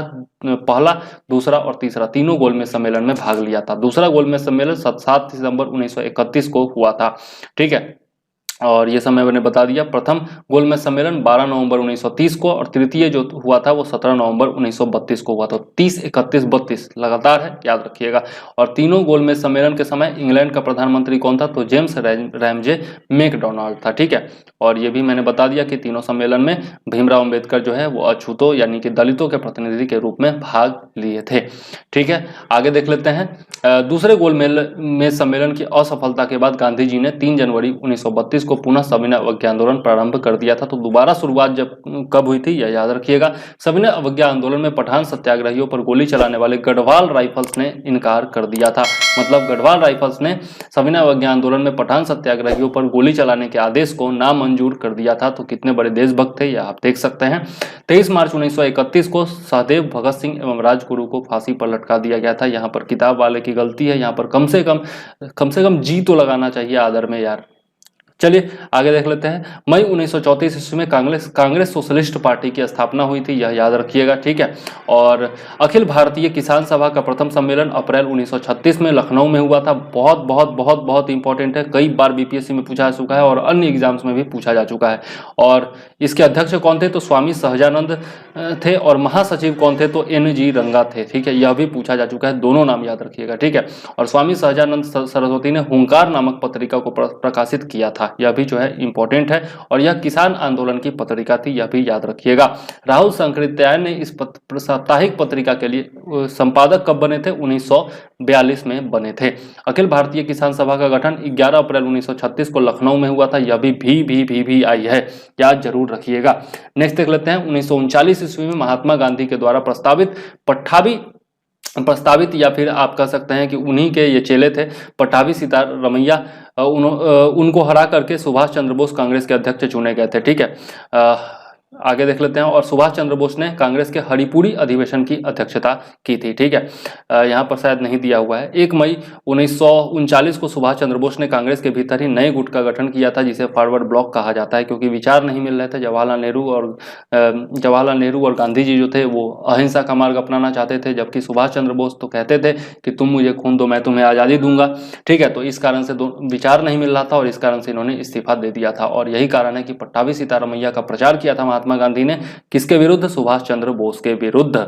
ठीक है, जो कि मुझे सबसे मतलब गलत काम लगता है गांधी जी का। वैसे तो महान इंसान थे, लेकिन गलत काम जो करते हैं तो बोलना जरूरी है। और इनको जो है सुभाष चंद्र बोस ने स्वतंत्रता संग्राम के दौरान फ्री इंडियन लीजन नामक सेना बनाई थी। इसके बारे में आगे हम लोग देखने वाले हैं। 13 मार्च 1940 को लंदन में पंजाब के सुनाम नामक स्थान के सरदार उधम सिंह ने पंजाब के भूतपूर्व लेफ्टिनेंट गवर्नर माइकल ओडायर की गोली मारकर हत्या कर दी गई थी। इसी के शासनकाल में जो है आपका कह सकते हैं कि जलियांवाला बाग हत्याकांड हुआ था, और तभी से ये धीरा करके रखे हुए थे। 1919 से 1940 21 साल के बाद जाकर के मार ही दिए आखिर। ठीक है, तो इतने डेडिकेटेड थे, सोच सकते हैं आप। गांधी जी ने 17 अक्टूबर 1940 ईस्वी को पवनार में व्यक्तिगत सत्याग्रह आंदोलन शुरू किया था। यह बहुत ही इंपॉर्टेंट पॉइंट है। और इसके प्रथम व्यक्तिगत सत्याग्रही विनोबा भावे थे, और दूसरे जवाहरलाल नेहरू थे, और तीसरे जो थे वो ब्रह्मदत्त थे। तो पहले और दूसरे सत्याग्रहियों का नाम याद रखिएगा। और इस आंदोलन को दिल्ली चलो आंदोलन भी कहा जाता है, तो यह भी याद रखिएगा। ठीक है, और दिल्ली चलो का नारा किसने दिया था? तो सुभाष चंद्र बोस ने दिया था, यह याद रखिएगा। ठीक है, यहाँ पर दिया हुआ नहीं है, मैं एक्स्ट्रा फैक्ट्स बताता चलता हूँ। 24 मार्च 1940 को मुस्लिम लीग के लाहौर अधिवेशन में अध्यक्षता करते हुए मोहम्मद अली जिन्ना ने भारत से अलग मुस्लिम राष्ट्र के पाकिस्तान की मांग की थी। तो पहले बार पाकिस्तान की मांग 1940 में की गई थी जिन्ना के द्वारा, यह याद रखिएगा। ठीक है, इंपॉर्टेंट पॉइंट है। और मुस्लिम लीग के 1940 ईस्वी के दिल्ली अधिवेशन के अध्यक्ष कौन थे? अल्लाह बख्श थे। और खलीकुज्जमान ने पाकिस्तान के नाम से अलग राष्ट्र का प्रस्ताव इसमें रखा था। तो यह सारा पॉइंट याद रखिएगा। 1942 में वर्धा में कांग्रेस ने अंग्रेजों भारत छोड़ो का प्रस्ताव पारित किया था। वर्धा अधिवेशन बहुत ही ज्यादा इंपॉर्टेंट, याद रखिएगा। 1942 7 अगस्त 1942 को कांग्रेस की बैठक में मुंबई के ऐतिहासिक ग्वालियर टैंक मैदान में हुई थी, जिसकी अध्यक्षता अबुल कलाम आजाद ने की थी। बहुत ही ज्यादा इंपॉर्टेंट। और सबसे ज्यादा समय तक कांग्रेस के अध्यक्ष रहने का जो वो है कीर्तिमान, वो अबुल कलाम आजाद जी के ही नाम पर है, और सबसे कम उम्र के भी थे ये अध्यक्ष। ठीक है, यह भी याद रखिएगा। 2 फैक्ट मैंने एक्स्ट्रा आपको बताए हैं। तो वीडियो को लाइक और शेयर करना मत भूलिएगा। ठीक है, आगे देख लेते हैं। भारत छोड़ो आंदोलन की शुरुआत 9 अगस्त 1942 ईस्वी को हुई थी। इस आंदोलन में गांधी जी करो या मरो का नारा दिए थे। बहुत ही इंपॉर्टेंट, किस आंदोलन के दौरान नारा दिए थे यह बराबर पूछा जाता है।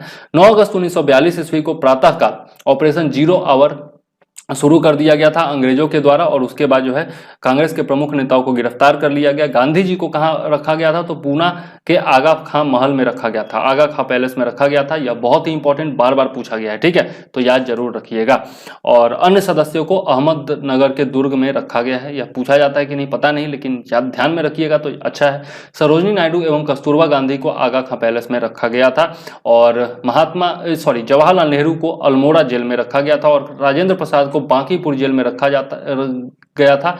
यह जो है बीपीएससी में बराबर पूछा जाता है। ठीक है, और मौलाना अबुल कलाम आजाद को बांकुरा जेल में रखा गया था। और 6 मई 1944 को गांधी जी को जेल से छोड़ दिया गया था। उषा मेहता भारत छोड़ो आंदोलन के समय खुफिया रेडियो चलाने के कारण पूरे देश में विख्यात हुई थी। तो यह भी जो है पूछा जा चुका है, याद रखिएगा। भारत छोड़ो आंदोलन के उपरांत मुस्लिम लीग एवं कांग्रेस के बीच संवैधानिक गतिरोध को दूर करने के लिए सी राजगोपालाचारी ने 1944 में द वे आउट नामक पंपलेट जारी किया था। ठीक है, तो राजगोपालाचारी फॉर्मूला इसको कहा जाता है। ठीक है, आगे देख लेते हैं। आजाद हिंद फौज की स्थापना का विचार सर्वप्रथम किसको आया था? तो सर्वप्रथम जो है कैप्टन मोहन सिंह के दिमाग में यह विचार आया था, और इसकी स्थापना का श्रेय जो है वो रास बिहारी बोस को दिया जाता है। तो याद रखिएगा जरूर। 1942 में जो है स्थापना हुई थी। ठीक है, भारत की स्वतंत्रता की लड़ाई में सुभाष चंद्र बोस अग्रणी क्रांतिकारी थे। भारत की स्वतंत्रता हेतु विदेशी सहायता प्राप्त करने के लिए बोस 1941 में जर्मनी पहुंचे थे, यह याद रखिएगा।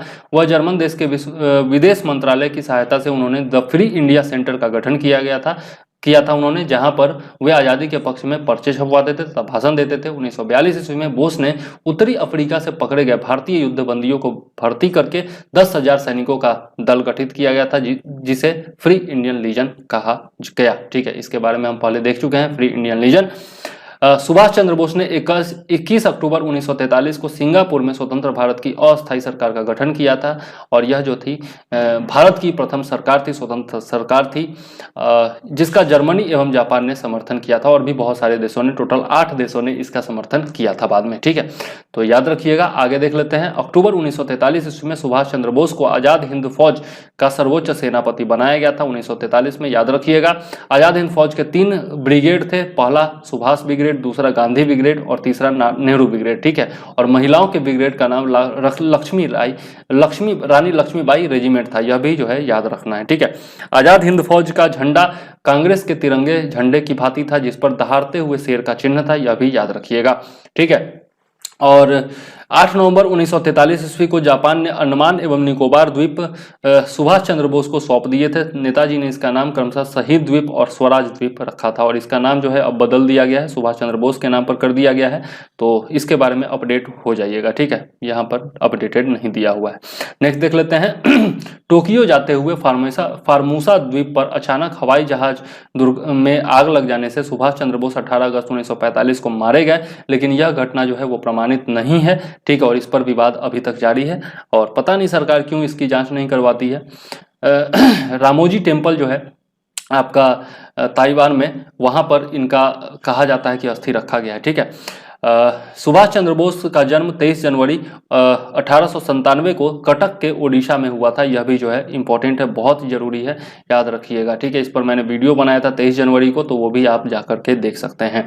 आजाद हिंद फौज के गिरफ्तार अधिकारी पीके सहगल, कर्नल गुरुदयाल ढिल्लन एवं मेजर शाहनवाज खां पर राजद्रोह का आरोप लगाकर दिल्ली के लाल किले पर नवंबर 1945 ईस्वी में मुकदमा चलाया गया था और वायसराय ने इनकी सजा माफ कर दी थी। और इनके तरफ से लड़े कौन कौन से वकील थे, तो याद जरूर रखिएगा, पूछा जाता है। तेज बहादुर सप्रू, जवाहरलाल नेहरू, भोला भाई देसाई का नेतृत्व था और के.एन. काटजू, ये चारों लोग ने इनकी वकालत की थी और फिर जो है वायसराय ने इनकी सजा माफ कर दी थी। तो याद रखिएगा, इंपॉर्टेंट है। ठीक है, आगे देख लेते हैं। वायुसेना का विद्रोह कब हुआ था, तो 20 फरवरी 1946 इसमें वायुसेना का विद्रोह हुआ था, हड़ताल हुआ था, याद रखिएगा। ठीक है, बंबई, लाहौर और दिल्ली में यह आंदोलन फैल गया था वायुसेना के सैनिकों का।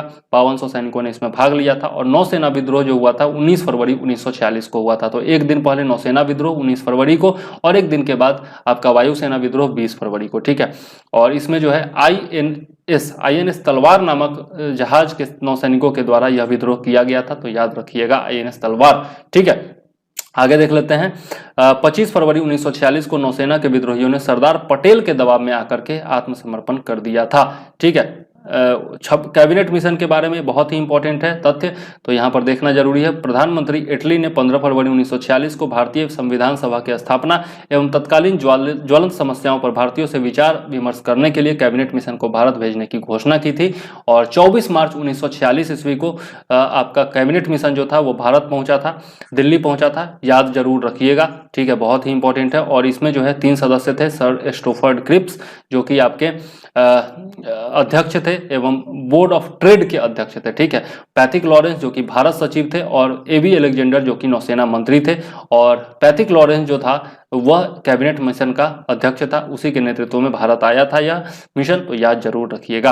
कैबिनेट मिशन योजना को मुस्लिम लीग ने 6 जून 1946 ईस्वी को और कांग्रेस ने 25 जून 1946 ईस्वी को स्वीकार कर लिया था, क्योंकि कांग्रेस के पास कोई उपाय नहीं था और मुस्लिम लीग तो जिद पर अड़ा ही हुआ था। कैबिनेट मिशन योजना को स्वीकार किए जाने के पश्चात संविधान सभा के निर्माण के लिए हुए चुनाव और जुलाई 1946 में चुनाव हुए थे। यह याद रखिएगा, किसको कितना सीट मिला यह कभी कभार पूछा जाता है, वैसे अक्सर नहीं पूछा जाता है, तो ध्यान में रखना हो तो रख लीजिएगा, बाकी कुछ खास इंपॉर्टेंट नहीं है। मुस्लिम लीग ने 16 अगस्त 1946 ईस्वी को सीधी अथवा प्रत्यक्ष कार्रवाई दिवस डायरेक्ट एक्शन डे मनाया था। सर्वप्रथम प्रत्यक्ष कार्रवाई दिवस कलकत्ता में मनाया गया था। यह भी जो है इंपॉर्टेंट पॉइंट है, याद जरूर रखिएगा। ठीक है, प्रत्यक्ष कार्रवाई दिवस डायरेक्ट एक्शन डे 1946 16 अगस्त। ठीक है, 3 जून 1947 को भारत विभाजन की माउंटबेटन योजना प्रकाशित की गई थी। यह भी बहुत ही इंपॉर्टेंट है, 30 जून 1947 का डेट याद रखिएगा। और माउंटबेटन योजना को कांग्रेस कार्य समिति की 3 जून 1947 की बैठक में स्वीकार कर लिया गया था। यह भी इंपॉर्टेंट पॉइंट है। आगे देख लेते हैं। 14 जून 1947 ईस्वी को कांग्रेस समिति की बैठक में गोविंद बल्लभ पंत ने देश के विभाजन की माउंटबेटन योजना को स्वीकार करने का प्रस्ताव पेश किया था। इस प्रस्ताव का समर्थन अबुल कलाम आजाद ने किया था, जो कि बंटवारे का विरोध करते आ रहे थे। आजाद ने कहा, कांग्रेस कार्य समिति का फैसला सही फैसला नहीं है, लेकिन कांग्रेस के सामने कोई और रास्ता नहीं बचा है। गांधी, नेहरू और पटेल के समर्थन के बावजूद कांग्रेस कार्य समिति देश का विभाजन का प्रस्ताव अखिल भारतीय कांग्रेस समिति में सर्वसम्मति से पास नहीं हो सका। 161 सदस्यों ने उसके खिलाफ वोट दिया था और या फिर तटस्थ रहे थे। प्रस्ताव का विरोध करने वालों में सिंध कांग्रेस के नेता चौथराम मिडवानी, पंजाब कांग्रेस के अध्यक्ष डॉक्टर किचलू और पुरुषोत्तम दास टंडन, मौलाना हफीजुर रहमान इत्यादि थे। तो इनका नाम याद रखिएगा। मुस्लिम लीग की काउंसिल की बैठक में माउंटबेटन योजना पर विचार करने के लिए 10 जून 1947 को नई दिल्ली में बुलाई गई थी। ठीक है, लीग ने भारी बहुमत से इस योजना को स्वीकार कर लिया। ये सब कुछ खास इंपॉर्टेंट नहीं है, ध्यान में रखिएगा, एक बार पढ़ जरूर लीजिएगा। ठीक है, आगे देख लेते हैं।